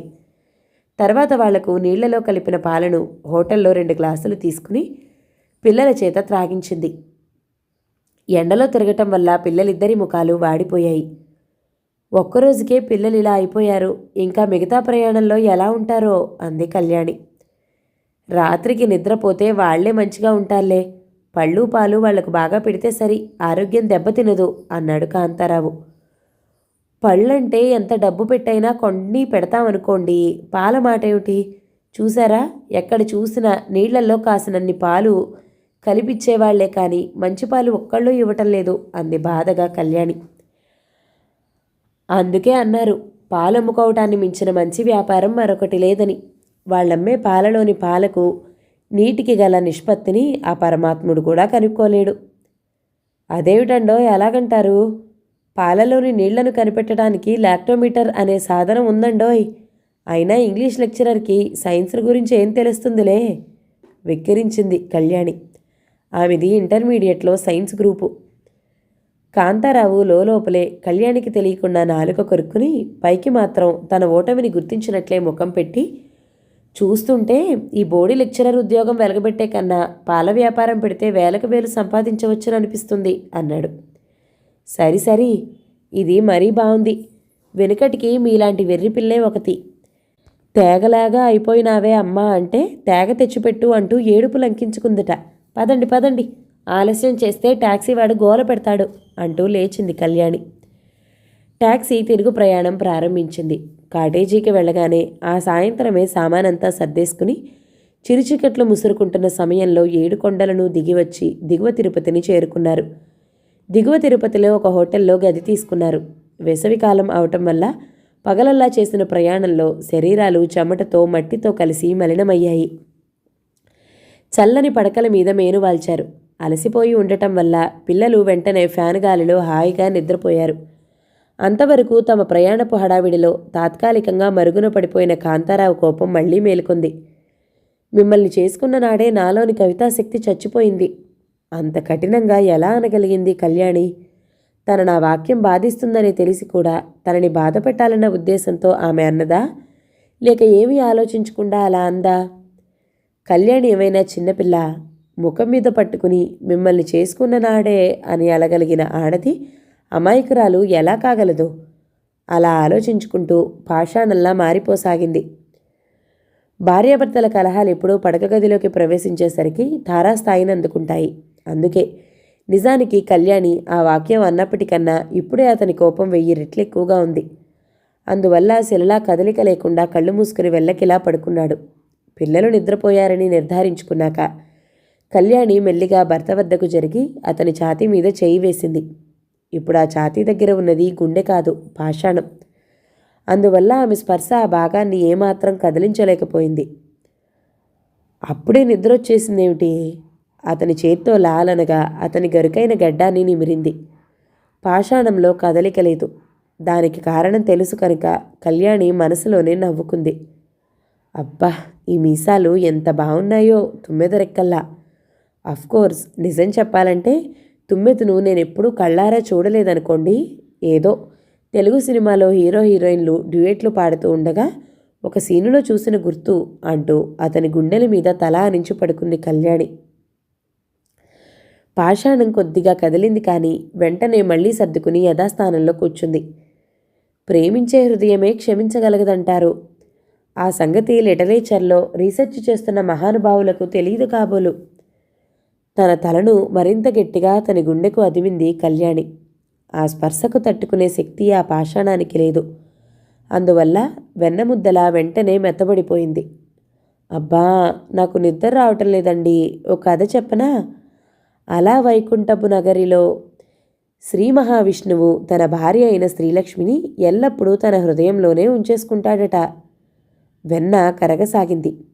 ఇకపోతే కైలాసవాసుడైన పరమేశ్వరుని భార్య తన భర్త శరీరంలో అర్ధభాగాన్నే ఆక్రమించేసుకుందిట. మేరు పర్వతమే కరిగి ప్రవాహంలా మారినట్లు అతని గుండెలో అలజడి. ఆ అలజడిని గ్రహించగలిగిన కళ్యాణి శరీరంలో చిత్రమైన కంపనం కలిగింది. మాటలు తడబడుతూ ఉండగా మత్తుగా మధురంగా ఇలా పలికింది. ఈ భూతలంలో, ఈ కలియుగంలో కాంతారావు నామధేయుడైన ఒక ప్రేమ తపస్వి భార్యను తన శరీరంలోని అణువణువులోనూ దాచేసుకున్నాడట. ఇప్పుడు చెప్పండి, ఈ ముగ్గురిలో ఎవరు గొప్పవారో? ఆ ప్రశ్నకు సమాధానం రాలేదు. వచ్చినా వినిపించుకునే స్థితిలో లేదు కళ్యాణి. ఆ సమయంలో ఆమె మనశ్శరీరాలు రెండు ఒక మహా వెల్లువలాంటి భావోద్వేగంలో పడి ఉక్కిరి బిక్కిరైపోతున్నాయి. తెల్లవారి నిద్రలేచేసరికి బారెడు పొద్దెక్కింది. ఇప్పుడు అంతే కదా, రాత్రి పడుకోబోయే ముందు ఎంత త్వరగా లేద్దాం అనుకుంటామో మర్నాడు లేచేసరికి అంత ఆలస్యం అవుతుంది అనుకుంటూ చివాళ్ళ లేచి కూర్చుంది కళ్యాణి. అలవాటు ప్రకారం మొదట భర్త ముఖం చూసి అతని నుదుటి మీది వెంట్రుకలను లాలనగా పైకి నిమిరి లేచింది. పక్కకి తిరిగి చూసేసరికి పాప అప్పటికే నిద్రలేచి పక్కంతా ఖరాబు చేసి వంటి నిండా పూసుకుంటోంది. అయ్యో, అవేం పనులే పాడుపిల్ల అంటూ గబగబా దానిని ఎత్తుకుని బాత్రూం వైపుకు నడిచింది. ఆ శబ్దానికి కాంతారావు, బాబు ఇద్దరూ లేచి కూర్చున్నారు. బాబు లేస్తూనే పక్కన ఉన్నదాన్ని చూసి, చీ, పాప జీపోయింది అన్నాడు ముఖమంతా అసహ్యంగా పెట్టి. చిన్నప్పుడు అవన్నీ చూసి నీకంటే ఎక్కువగా అసహించుకునేవాడిని లేవోయ్. పెళ్ళై పిల్లలు పుడితే అదే బంగారంలా కనిపిస్తుందిలే, మొహం కడుక్కుందాం అంటూ వాణ్ణి తీసుకుని తను కూడా బాత్రూం వైపుకు నడిచాడు. స్నానాలు వగైరా ముగించుకుని బయటపడేసరికి ఇంచుమించు 8 కావస్తుంది. బయటకు రాగానే ఆకలి అంది కళ్యాణి. ఆకలి లేదు, గీకలి లేదు, పద, ముందు గోవిందరాజస్వామి దేవాలయంలోకి వెళ్ళి వచ్చిన తర్వాతనే టిఫిన్లు కాఫీలు అన్నాడు కాంతారావు. ఖాళీ కడుపుతో పూజిస్తే కానీ మీ దేవుళ్లకు తృప్తి కలగదు కాబోలు ఎగతాళి చేసింది కళ్యాణి. చాలే, నోరు మూసుకో. అంతలో నీ అంతరార్థం నీలాంటి మెటీరియలిస్ట్కి ఏం తెలుస్తుంది? ఆకలిని చంపుకోవటం అంటే మనం కొంత త్యాగం, నిగ్రహం చూపాలని అర్థం. పరిశుభ్రమైన శరీరంతో, త్యాగంతో నిండిన మనసుతో ఉన్నప్పుడే మనిషి దైవానికి దగ్గరగా రాగలడు. అందువలనే ఈ నియమాలన్నీ పెట్టారు మన పెద్దవాళ్ళు, తెలిసిందా? పరిశుభ్రమైన శరీరం, త్యాగంతో నిండిన మనసు ఉన్నప్పుడు అసలు దేవాలయాలకు వెళ్ళవలసిన అవసరమే ఉండదు. సార్, అవన్నీ లేకపోవటం వలనే ఇంత దూరం దేవాలయం కోసం వెర్రిగా పరిగెత్తుకొస్తున్నారు మనుషులు అంది కళ్యాణి కొంటిగా. ఎలాగైనా భర్తను ఉడికించాలని ఆమెకు సరదాగా ఉంది. చచ్చా, అసలు నేను నాతో దేవాలయానికి తీసుకురావడమే బుద్ధి తక్కువ విసుక్కున్నాడు కాంతారావు. ఏమండి మాస్టారు, ఓ పక్క అహం బ్రహ్మాస్మి అని అద్వైతాన్ని బోధించిన శంకరాచార్యులను దేవుడిని గురించి ఆలోచనే వద్దు, ఆయన ఉన్నాడా లేదా అన్న ప్రశ్న వల్ల ప్రయోజనమే లేదు, ఆశలను చంపుకుని కారుణ్యాన్ని పెంచుకుని జీవించండి అని ఉపదేశించిన బుద్ధుడిని కూడా గౌరవించే మీ సనాతనులందరూ ఇంకా విగ్రహారాధన మీద అంత శ్రద్ధ చూపిస్తారెందుకండి అని విద్యార్థినిలా అమాయకంగా ముఖం పెట్టి అడిగింది కళ్యాణి. హిందూ మతంలో ఉన్న గొప్పతనమే అది కళ్యాణి. విగ్రహారాధనను, అద్వైతాన్ని, ఆఖరికి నాస్తికతను కూడా జీర్ణించుకోగల శక్తి హిందూ మతానికి తప్ప మరే మతానికి లేదు. మార్గాలు వేరైనా వీరందరి గమ్యం ఒకటేనన్న సత్యం సనాతనులకు తెలుసు. హిందూ మతం అన్నది అసలు ఒక మతమే కాదు. ఎందరో మేధావులు, యోగులు వెలుబుచ్చిన అభిప్రాయాలను, సిద్ధాంతాలను సమీకరించుకుని ఏర్పడి నిత్య నూతనంగా వెలిగే అద్భుతమైనది కళ్యాణి. మనిషి పుట్టినప్పుడే హిందూ మతం పుట్టింది. మనిషి అంతమైనప్పుడే దానికి కూడా అంతం. ఎన్నో సెలయేళ్లను, నదులను, జలపాతాలను నింపుకుని శాశ్వతంగా స్థిరంగా నిలిచిపోయే సముద్రంలా అన్ని మతాల సారాలను తనలో లీనం చేసుకున్న ఈ సనాతన మతం చాలా విచిత్రమైనది. అనుసరించే మార్గాలు వేరైనా భారతీయ తాత్వికుల గమ్యం ఒకటే. మానవుడి పంచేంద్రియ జ్ఞానానికి అతీతమైన శక్తి ఒకటున్నదన్న సంగతిని అందరూ ఒప్పుకుంటారు. ఆ శక్తిలో తదాత్మ్యం పొందటమే ఆధ్యాత్మికుల ధ్యేయం. ఉదాహరణకు సౌందర్యం అన్న భావాన్ని తీసుకో. నిజానికి సౌందర్యం అనేది ఏ నిర్వచనానికి అందని ఒక మహత్తరమైన భావం. దానికి చిత్రకారుడు రంగులతో రూపకల్పన చేయాలని తాపత్రయపడతాడు. శిల్పి తన ఉలితో సౌందర్యాన్ని వశం చేసుకోవాలని ప్రయత్నిస్తాడు. కవి లలితమైన పదజాలంతో సౌందర్యాన్ని బంధించాలని చూస్తాడు. వేదాంతి భౌతిక ప్రపంచంలోని ఏ సాధనాలను ఉపయోగించకుండానే ఆ సౌందర్య భావాన్ని మానసిక నేత్రంతో సందర్శించగలుగుతాడు అన్నాడు కాంతారావు. అందుకే అంటాను నేను, నిజమైన సౌందర్యం ఎప్పుడూ భౌతిక రూపాన్ని ఆశ్రయించి ఉండకూడదనీను. చర్మచక్షువులకు గోచరించని ఆ మహాసౌందర్య భావాన్ని అంతర్నేత్రంతో సందర్శించగలిగిన నాడే మానవుడు ధన్యమవుతాడు. అలా ధన్యులైన వ్యక్తులు ఈ ప్రపంచంలో చాలా కొద్దిమంది మాత్రమే. కోట్లాది ప్రజలలో ఏ ఒకరిద్దరో తప్ప మిగతా వారంతా పరిమిత జ్ఞానం కలవారే కనుక ఆ సౌందర్యాన్ని, అలౌకికమైన ఆ అనుభూతిని రాతి బొమ్మలో బంధించి దానిని ఆరాధిస్తున్నారు మన పెద్దలు. కానీ ఏ భావాన్ని దృష్టిలో ఉంచుకుని ఆ రాతి బొమ్మ మలచబడిందో ఆ భావం నశించిపోయి రాయిని మాత్రమే పరమ పూజ్యమైన వస్తువుగా భావిస్తున్నారు సామాన్య ప్రజలు. అందుకే నాకు అనిపిస్తుంది ఈ విగ్రహారాధన మానవునిలోని ప్రాథమిక లక్షణాలకు నిదర్శనమని. నా దృష్టిలో ఆధ్యాత్మిక చింతన అనేది వ్యక్తిగతమైన విషయం. ఒక వేదాంతి ఎన్ని బోధనలు చేసినా, ఎన్ని గ్రంథాలు రచించినా అవి చివరకు అతని ఆత్మౌన్నత్యానికి దారితీస్తాయే తప్ప అవి సామాన్య ప్రజలలోని అజ్ఞానాన్ని ఏమాత్రం తొలగించలేవు. కొందరు జిజ్ఞాసువులకు జ్ఞానం ప్రసాదం చేస్తుంది, అంతే. ఇప్పుడు మనం నివసిస్తున్న యుగం, మనం నేర్చుకున్న విజ్ఞానం, ఈ విగ్రహారాధన ఎంత హాస్యాస్పదమైన విషయమో నాకు మాటిమాటికి జ్ఞప్తికి తెస్తున్నాయి. కానీ సామాన్య ప్రజల మనస్తత్వమేమంటే తరతరాలుగా వస్తున్న సాంప్రదాయాలను మంచివా చెడ్డవా అన్న ఆలోచనకు తావీయకుండా అనుసరిస్తూ ఉంటారు. పరిణామ సూత్రం మనిషి యొక్క భౌతిక రూపానికి వర్తిస్తుందే తప్ప మానసిక స్థితికి వర్తించటం లేదు. ముఖ్యంగా భారతీయుల స్థితి మరీ అధ్వాన్నంగా ఉంది. ఓ పక్క మానవుడు చంద్రలోకంలో అడుగుపెట్టి అక్కడి రాళ్లను తెస్తూ ఉంటే మన వాళ్ళు ఇప్పటికీ రాయికి రప్పకి మొక్కటం, వినాయకుడిని చూసి చంద్రుడు నవ్వాడని చదువుకుని తత్వయత్నం పొందటం చూస్తూ ఉంటే నాకు నవ్వొస్తుంది. కాదు, మనం నవ్వటం కాదు చేయవలసింది, మన ప్రజల అజ్ఞానానికి, మూర్ఖత్వానికి సిగ్గుపడాలి అంది. ఆమె దీర్ఘోపన్యాసం ముగిసేసరికి వాళ్ళు గోవిందస్వామి ఆలయానికి దగ్గరగా వచ్చేశారు. వాళ్ళున్న హోటలు ఆలయానికి దగ్గరలోనే ఉండటం వల్ల నడుచుకుంటూనే వచ్చారు వాళ్ళు. తండ్రి చేతిని పట్టుకుని నడుస్తున్న బాబు, తల్లి భుజం మీద ఉన్న పాప ఇద్దరూ కూడా అమ్మా నాన్న అంత తీవ్రంగా తమకు అర్థం కాని భాషలో ఏదో మాట్లాడుకుంటున్నారని ఆశ్చర్యంగా వింటూ తమని తాము మర్చిపోయారు. దేవాలయ ప్రాంగణంలోకి ప్రవేశించాక చుట్టూ ఓసారి పరికించి చూసి, ఈ గుళ్ళో నిజంగా దేవుడున్నాడో లేడో కానీ ఒకప్పటి భారతీయుల కళా నైపుణ్యానికి, వారి మత సాంస్కృతిక జీవితానికి చిహ్నాలుగా ఉన్న ఈ దేవాలయాలను భారతీయులమైన మనం తప్పక చూడవలసిందే అంది కళ్యాణి. మనం చూడు ఎంత ఫూల్స్మో, దేవాలయంలోకి వెళ్తూ దేవుడున్నాడా లేడా అన్న విషయాన్ని గురించి వాదించుకుంటున్నాం. పొడిగా నవ్వాడు కాంతారావు. భోజనం ముందు కూర్చున్నప్పుడే మనిషికి కూరల రుచిపచులకు గురించిన ఆలోచన వస్తుంది. అలాగే పుణ్యక్షేత్రాలను సందర్శిస్తున్నప్పుడే ఆలోచించే ప్రతి మనిషిలోనూ దేవుడు నిజంగా ఉన్నాడా లేడా అన్న మీమాంస బయలుదేరుతుంది. నవ్వింది కళ్యాణి. Wonderful simile. ఈ ఆంధ్రదేశంలో దేవుడు లేడు అని అంత గట్టిగా కుండలు బద్దలు కొట్టినట్టు చెప్పగలిగే గుండె ధైర్యం ఘోరాలో చూశాను. మళ్ళీ ఇప్పుడు నీలో చూస్తున్నాను. నిజంగా నా మటుకు నాకు దేవుడు లేడు అని ఖచ్చితంగా చెప్పడానికి ఎంతో గుండె ధైర్యం ఉండాలనిపిస్తుంది. That's why I simply admire your courage my darling అన్నాడు కాంతారావు కూడా నవ్వేస్తూ. ఇక్కడ ఉన్న ఈ సామాన్య జనాన్నంతటినీ చూడండి.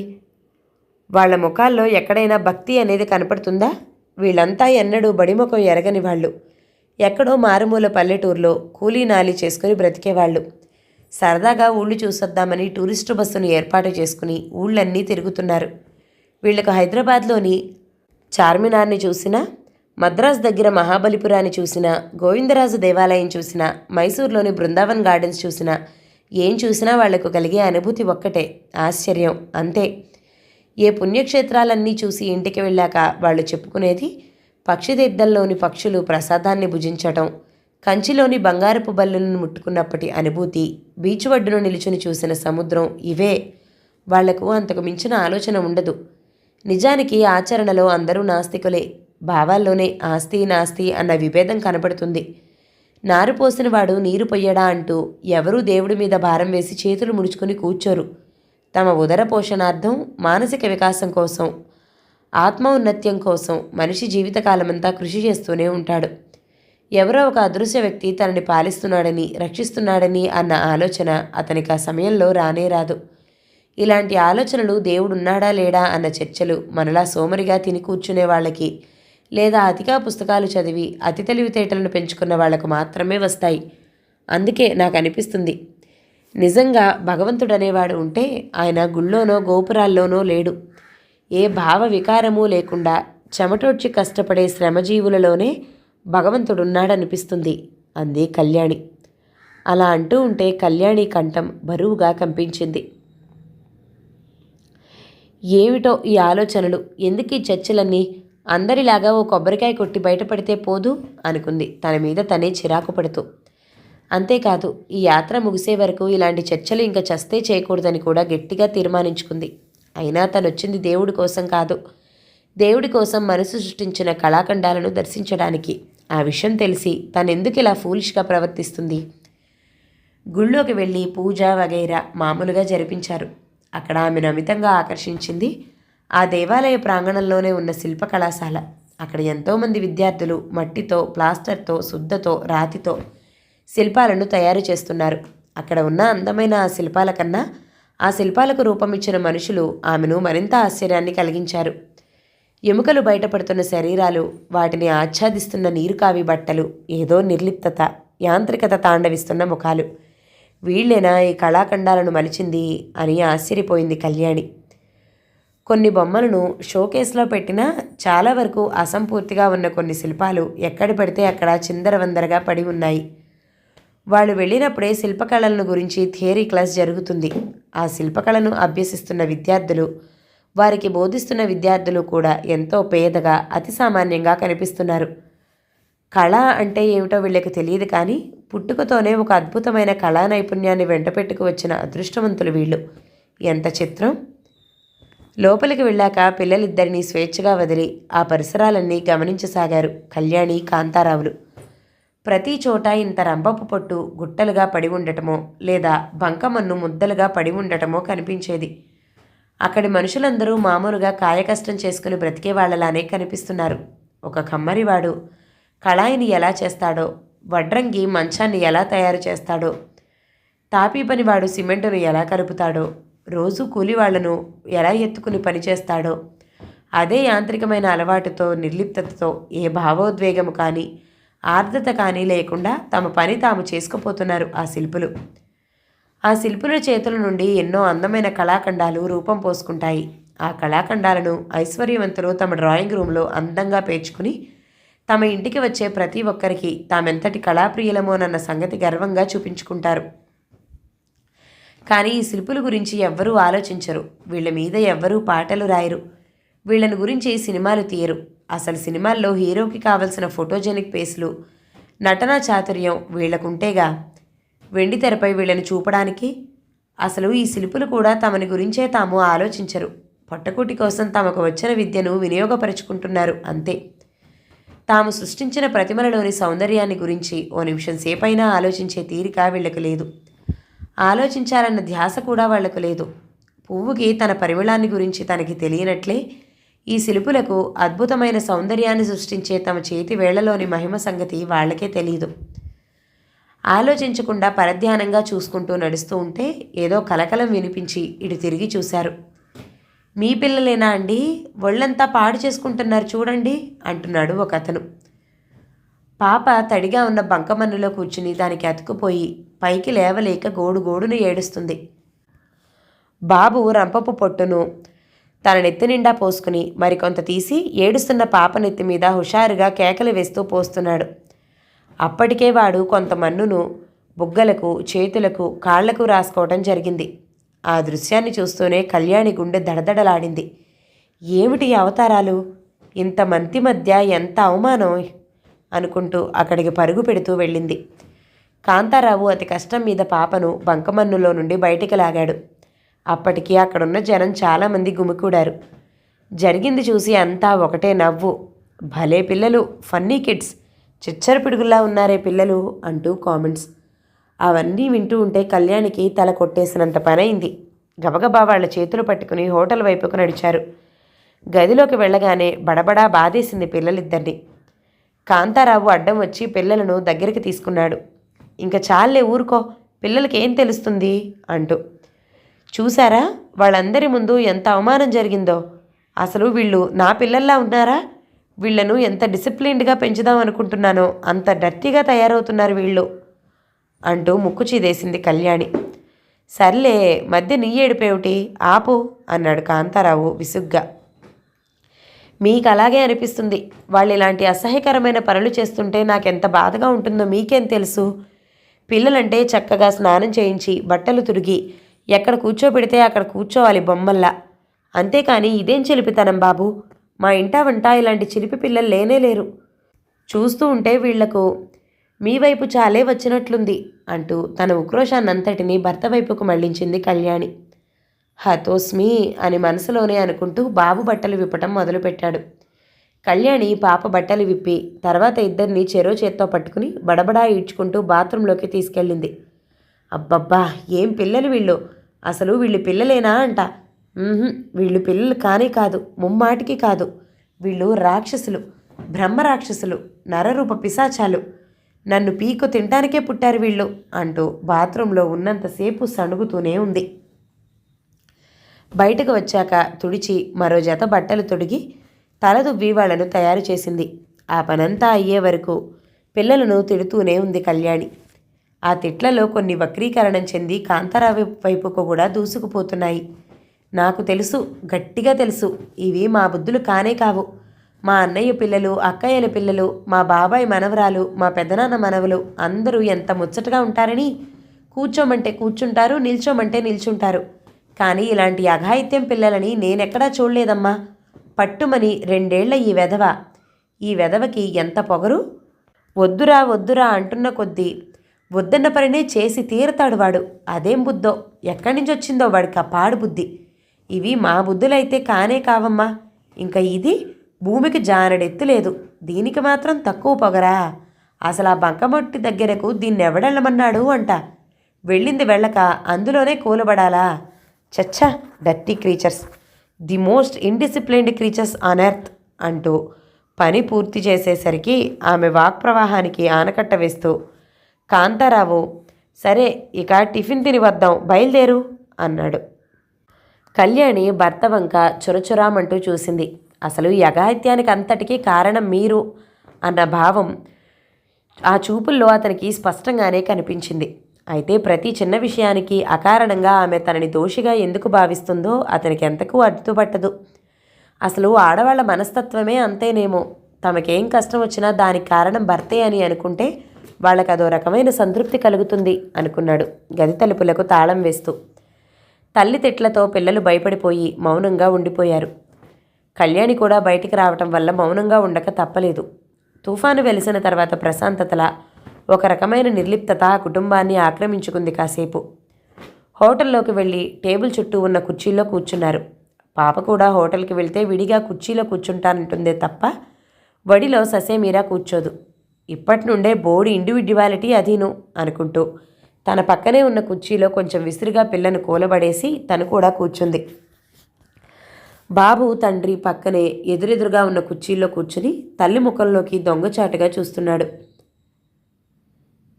అమ్మ ముఖంలో ఇంకా కోపరేఖలు అలాగే ఉండటం చూసి కుదురుగా కూర్చున్నాడు. అవి గనుక మాయమైతే తను మామూలుగా ఉండవచ్చునని వాడికి బాగా తెలుసు. కాంతారావు ఏవో టిఫిన్లకు ఆర్డర్ ఇచ్చాడు.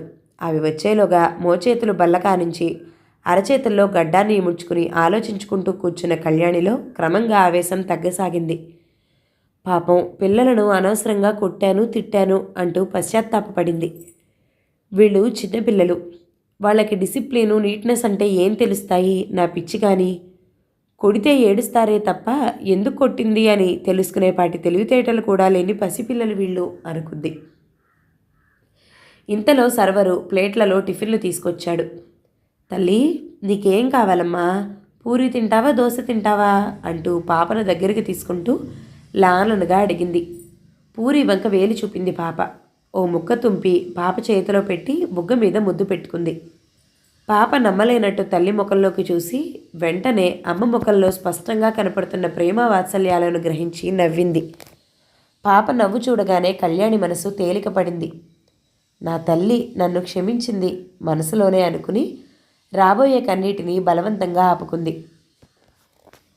బాబు తల్లి కోపం పోయినట్లు గ్రహించి అమ్మ నాకు కూడా పూలీ పెట్టు అంటూ గారాబంగా అడిగాడు.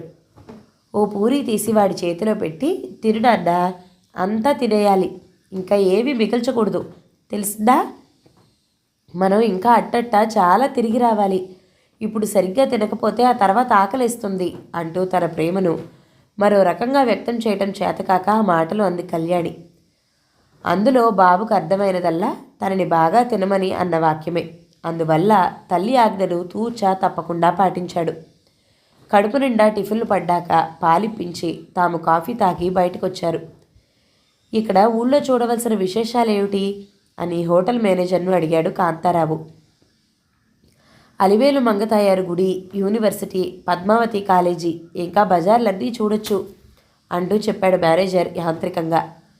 అతనికి ఇలాంటి ప్రశ్నలు రోజుకి కనీసం 10 సార్లైనా అడిగించుకోవటం, దానికి సమాధానం చెప్పటం అలవాటని అతను చెప్పే తీరును బట్టే గ్రహించగలిగాడు కాంతారావు.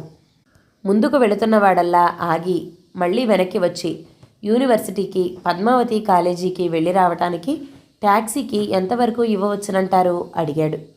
ఆ మేనేజర్ విసుగుదలగను బలవంతంగా అణుచుకుంటూ, వాడైతే అడగటం 10 రూపాయలకు తక్కువ అడగడు, మీరు 5 రూపాయల కంటే ఎక్కువ ఇవ్వకండి అని వెంటనే తన పనిలో మునిగిపోయాడు. ఓ పావుగంట సేపు ట్యాక్సీ వాడితో వాదించి చివరికి 6 రూపాయల్లో యూనివర్సిటీ, పద్మావతి కాలేజీ చూపించి మళ్ళా తిరిగి తమ హోటల్ వద్ద దింపేంటూ ఒప్పందం చేసుకున్నారు. ట్యాక్సీలో కూర్చునేసరికి పిల్లలకు హుషారొచ్చింది. తల్లి ఒళ్ళో నుండి కిందికి జారుతూ పాప ఒకటే గోల. బాబు ట్యాక్సీలోనే అమ్మ నుండి నాన్న దగ్గరకు పరుగు పెడుతూ మధ్యలో పాప నెత్తి మీద మొట్టికాయ వేస్తూ దాని జడకు ముడివేసిన రిబ్బన్ లాగుతూ నానా హంగామా చేస్తున్నాడు. అంతకుముందే పిల్లలను కొట్టినందుకు గట్టిగా పశ్చాత్తాపపడటం వల్ల మొదటివాడి అల్లరిని చూసి నవ్వింది కళ్యాణి.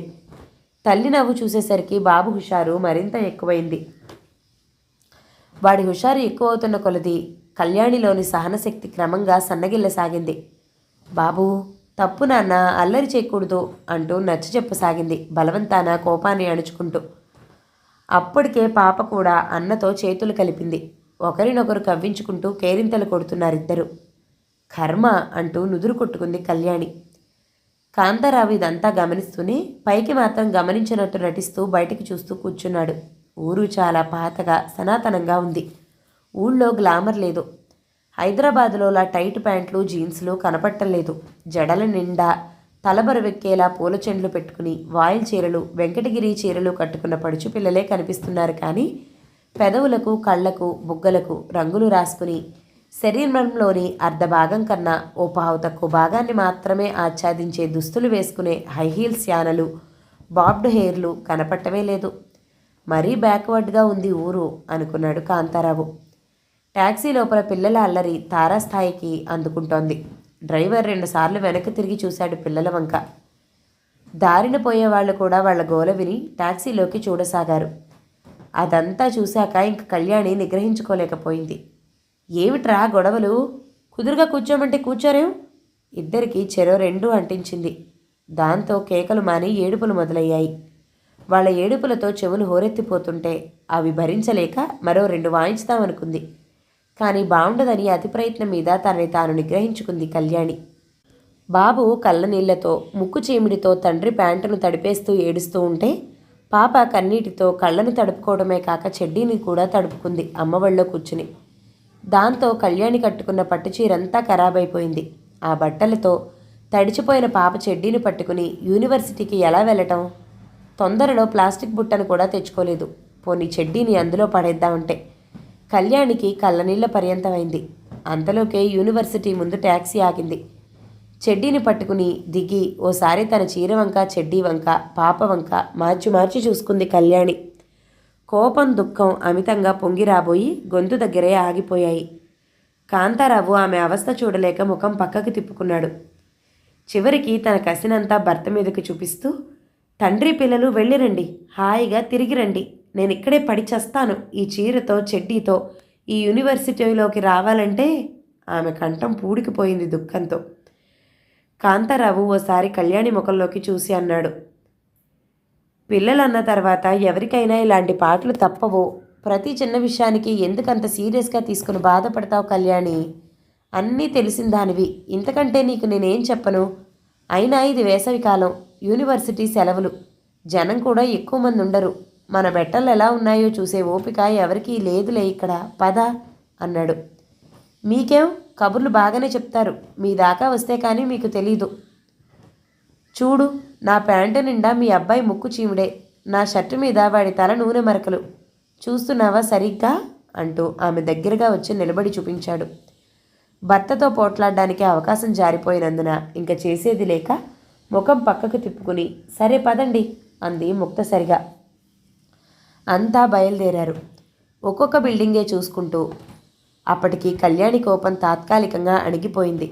అంతా చూడటం అయ్యాక, బోడి, మన ఉస్మానియా యూనివర్సిటీ ఆర్ట్స్ కాలేజీ ఒక్కటి చాలు, దాని ముందు ఇవన్నీ దిగుదుడిపే అన్నాడు కాంతారావు గర్వంగా. అవును, ఎంతైనా అది నవాబులు కట్టించింది కదా, ఆ టీవీ రాజసం ఆర్టు అన్ని వాటికవే సాటి అంది కళ్యాణి. వాళ్ళలా యూనివర్సిటీ అంతా తిరుగుతూ ఉంటే కళ్యాణికి తన కాలేజీలో చదివిన రోజులు గుర్తుకొచ్చాయి. ఆ బిల్డింగులు, మధ్య మధ్య చెట్ల నీడల్లో గుంపులు గుంపులుగా నిలబడే విద్యార్థులు, వయ్యారంగా నడిచిపోతూ అబ్బాయిల జోక్స్తో కూడిన విసురులను విననట్టే నటించి వింటూ ముసిముసి నవ్వులు నవ్వుకుని పోయే అమ్మాయిలు, స్టాఫ్ రూమ్లు, క్లాస్ రూమ్లు, ఆడిటోరియం, బొటానికల్ గార్డెన్, వాటన్నిటి సమక్షంలో సాగిన తమ ప్రణయగాథ, మూగచూపులు, మనసుల సంభాషణలు అన్నీ గుర్తుకు రాసాగాయి కళ్యాణికి. కాంతారావుకు కూడా సరిగ్గా అవే విషయాలు జ్ఞప్తికొస్తున్నాయి. జనసంచారం లేని చోటు చూసి ఓసారి ఆమె చేతిని తన చేతిలోకి తీసుకుని మెత్తగా ఒత్తాడు కాంతారావు. కళ్యాణి శరీరం గగురు పొడిచింది. ఇద్దరూ ఒకరినొకరు ఆనుకుని నడవసాగారు కొంత దూరం. బాబు విశాలంగా ఉన్న ఆవరణలో పరుగులు పెడుతున్నాడు. పాప కూడా తప్పటడుగులు వేస్తూ అన్నను అనుసరిస్తుంది. కాంతారావు కళ్యాణి ఒకరినొకరు తాకుతూ ఒక రకమైన తన్మయ భావంతో నడుస్తున్నారు. ఆ రోజులు గుర్తుకొస్తున్నాయి కదూ ఇదంతా చూస్తూ ఉంటే. ఆమె కళ్ళలోకి చూస్తూ అడిగాడు కాంతారావు. కళ్యాణి బుగ్గలు ఎరుపెక్కాయి. కళ్ళలో మెరుపులు కురిపిస్తూ అతని వంక ఓసారి చూసి చటుక్కున తలదించేసుకుంది. ఇంతలో పాప అన్నతో పాటు పరిగెత్తబోయి చటుక్కున ఒక అంకరరాయి తగిలి కింద పడింది. అమ్మో అంటూ ఇద్దరూ పరిగెత్తికెళ్లారు. పాప మోకాలు కొంచెంగా చీరుకుపోయింది. కళ్యాణి గుండె కలుక్కుమంది. పాపనెత్తుకుని ఒక్కసారి గుండెకు హత్తుకుంది. అయ్యో తల్లి, ఎంత దెబ్బ తగిలిందే అంటూ. నిజానికి ఆ దెబ్బ అంత పెద్దది కాకపోయినా తల్లి కంగారు పట్టం చూసి మరింత గట్టిగా ఏడవటం మొదలెట్టింది పాప. బాబు బిక్కమొఖం వేసుకుని నిల్చున్నాడు. చివరకు దాని చేతికి బిస్కెట్ ఇచ్చి సముదాయించి ఏడుపు మానిపించారు. ఇంతలో ఏదో కలకలం వినిపిస్తే అటుగా చూశారు వాళ్ళు. వెంకట సుబ్బలక్ష్మి టూరిస్టు బస్సు అక్కడ ఆగటం, అందులో నుండి బిలబిలమంటూ ఓ 25-30 గుండ్లు గలగలమంటూ మనుషులు దిగటం కనిపించింది. ఆ వచ్చిన వాళ్ళు వేషధారణ అది చూస్తూ ఉంటే తీర్థయాత్రల కోసం వచ్చిన పల్లెటూరి శ్రమజీవుల్లా ఉన్నారు. అందులోని ఆడవాళ్లలో చాలామంది ఆడవాళ్లకు జాకెట్లు లేనేలేవు. కొందరికి ఉన్న దానిని స్వేచ్ఛగా పైకి పెట్టేసి పిల్లల నోట్లో రొమ్ము పెట్టి నోళ్లు తెరుచుకుని తన్మయత్వంతో పరిసరాలను గమనిస్తున్నారు. మగవాళ్ళు నోట్లో చుట్ట పెట్టుకుని కొంచెం పెద్ద పిల్లలను భుజాల మీద ఎక్కించుకుని పెద్ద పెద్ద అంగలు వేస్తూ నడుస్తున్నారు. చిన్న పెద్ద ఆడ మగ అన్న తేడా లేకుండా అందరికీ నున్నటి గుండ్లు ఉన్నాయి. వాళ్ళ అవతారాలు చూసేసరికి కళ్యాణికి నవ్వొచ్చింది. ఆ నవ్వును ఆపుకోవటం చేతకాక ఫక్కున నవ్వేసింది కూడా. చూడండి, వీళ్ళు కూడా యూనివర్సిటీ చూసేవాళ్లే. అసలు వీళ్ళకి యూనివర్సిటీ చార్మినార్కి తేడా ఏమిటో తెలిస్తేగా. రెండూ పెద్ద పెద్ద కట్టడాలే వీళ్ళ దృష్టిలో అంది. గట్టిగా నవ్వకు, వాళ్ళు చూస్తే బాగుండదు. పాపం వాళ్ళకి చదువు లేకపోతేనే వాళ్ళు మనుషులే కదా. కష్టపడి సంపాదించి డబ్బును కూడబెట్టుకుని తీర్థయాత్రల నెపంతో ఊళ్ళన్నీ తిరుగుతున్నారు. చూడు, ఎంత లక్ష్య జ్ఞానం లేకపోతేనే వాళ్ళలో కూడా ఏవో దేశాలు తిరగాలని, ఎన్నో విషయాలు తెలుసుకోవాలని ఎంత జిజ్ఞాస ఉందో. మనం 2 పిల్లలకే మానసికంగా వృద్ధులమైపోయాం. వాళ్ళు చూడు, ఒక్కొక్కళ్ళకి 1 డజన్ మంది పిల్లలన్నా ఉండుంటారు. అయినా వాళ్లలో శారీరక దారుఢ్యం కానీ మానసికమైన ఆరోగ్యం కానీ ఏమాత్రం సన్నగిల్లినట్లు లేవు అన్నాడు కాంతారావు. కళ్యాణి నిట్టూర్చింది. అవును, వాళ్ళు మనకంటే చాలా అదృష్టవంతులు. వాళ్ళు ఎంతో కష్టపడి సంపాదించే మాట నిజమే, కానీ వాళ్ళు సంపాదించిన వాటిలో పొట్టకపోగా ఇంకా మిగిల్చుకుని ఇలా ఆనందించగలుగుతున్నారు. కానీ మనం ఇన్ని డిగ్రీలు తెచ్చుకుని ఇంత కష్టపడి చదువుకున్నాం, కానీ కనీస అవసరాలను తీర్చే స్తోమతను కూడా ఇవ్వలేకపోతున్నాయి ఆ డిగ్రీలు. ఏమిటో ఈ చిత్రం అంది కళ్యాణి. అంతటితో ఆమె ఆలోచనలు మరోవైపుకు మళ్ళాయి. మెదడుకు పని కలగటం వల్ల కాసేపు ఆమె నోరు మూతపడింది. యూనివర్సిటీ అంతా చూడడం అయ్యాక పద్మావతి కాలేజీకి వెళ్లారు. చెదురుమదురుగా కొందరు అమ్మాయిలు కనిపించారు. కాలేజీ బిల్డింగ్ చాలా అందంగా ఖరీదుగా కనిపిస్తుంది. కొందరు అమ్మాయిల పిల్లలను దగ్గరకు తీసుకుని ముద్దు పెట్టుకుంటుంటే కళ్యాణి గర్వపడింది. పర్వాలేదు, నా పిల్లలు ఇతరులకు కూడా ముద్దొస్తారు అనుకుంది. ఆ మాటే తిరిగి వచ్చేటప్పుడు భర్తతో అంటే, నీ పిల్లల అందం చూసి కాదలే వాళ్ళు ముద్దు పెట్టుకుంది. ఏదో చిన్న పిల్లలు, ఆ పసితనం చూస్తే ఎంత అందవికారంగా ఉన్నా ముద్దు పెట్టుకో బుద్ధవుతుంది ఎవరికైనా అన్నాడు కాంతారావు. దాంతో 3వ కన్ను తెరిచింది కళ్యాణి. కాంతారావు ఎంతోసేపు బ్రతిమాలితే కానీ ఆమె అలక మానలేదు. చివరికి టాక్సీ వాళ్ళు ఉండే హోటల్ దగ్గర ఆగేసరికి కళ్యాణి కోపం అంతా మర్చిపోయి భర్త వేసే జోకులకు కిలకిలా నవ్వుతూ టాక్సీ దిగింది. భోజనం చేశాక కాసేపు విశ్రమించారు. అలసిపోయిన పిల్లలు కడుపులో నిండగానే కంటి నిండుగా నిద్రపోయారు. కళ్యాణి బడలికగా ఒళ్ళు విరుచుకుంటూ, ఇంకా అలివేలు మంగతాయారు గుడి చూశామంటే రేపు పొద్దునే తిరుపతి వదిలి వెళ్ళొచ్చు అంది. రేపు ఉదయం కాళహస్తి చూసి మధ్యాహ్నమే కంచి బస్సు ఎక్కాలి. బద్ధకంగా పక్కకు వత్తికిల్లి ఎడమ చేతిని భార్య నడుం చుట్టూ వేశాడు కాంతారావు. అలివేలు గుడి కిందెందుకుందో, పైన ఉంటే ఆ వెంకటేశ్వర స్వామితో పాటు ఆవిడని కూడా చూసేవాళ్ళం కదా అంది కళ్యాణి. ఆవిడకు కూడా నీలాగానే ముక్కు మీది కోపం జాస్తిట. ఓ రోజు భర్త మీద అలిగి కొండ దిగి చర్రున కిందకి దిగి వచ్చేసి వేరింటి కాపురం పెట్టిందట అంటూ ఆమెను మరింత దగ్గరగా లాక్కున్నాడు కాంతారావు. పట్టపగలు ఏమిటా సరసాలు, పొండి అంటూ అతన్ని అవతలికి నెట్టేసింది. ఆవిడ దేవత కాబట్టి సరిపోయింది. మొగుడు మీద కోపం వచ్చి వేరే ఇంట్లో ఉన్నా ఎవరూ ఏమీ అనరు. పైగా అదో గొప్ప విషయంగా భావించి ఆవిడను మరింత భక్తి శ్రద్ధలతో పూజిస్తున్నారు. మాలాంటి మానవ కాంతలను మొగుడి మీద ఎంత కోపం వచ్చినా చచ్చినట్లు ఆయన గారి పాదాల దగ్గరే పడి ఉండాలి అంది విరక్తిగా. పాదాల దగ్గర ఎవరు పడి ఉండమన్నారోయ్? నిన్ను గుండెల్లో దాచుకుంటాను రా తల్లి అంటున్నా ఇంకా గొణుగుతూనే ఉన్నావు. నేనేం చేసేది అంటూ ఆమెను తన బాహువులతో బంధించేశాడు కాంతారావు. అయ్యో రామ, పట్టపగలు మీకెన్నిసార్లు చెప్పాలి? ఏం మగవాళ్ళో, కాసేపు కోపం తెచ్చుకుని దూరంగా ఉందామన్నా ఉండనీరు. వివాహబంధం బంగారు పంజరం లాంటిది స్త్రీకి అని పైకి గొణుగుతూనే ఆ బంగారు పంజరానికి మనస్ఫూర్తిగా తనని తాను అర్పించుకుంది కళ్యాణి.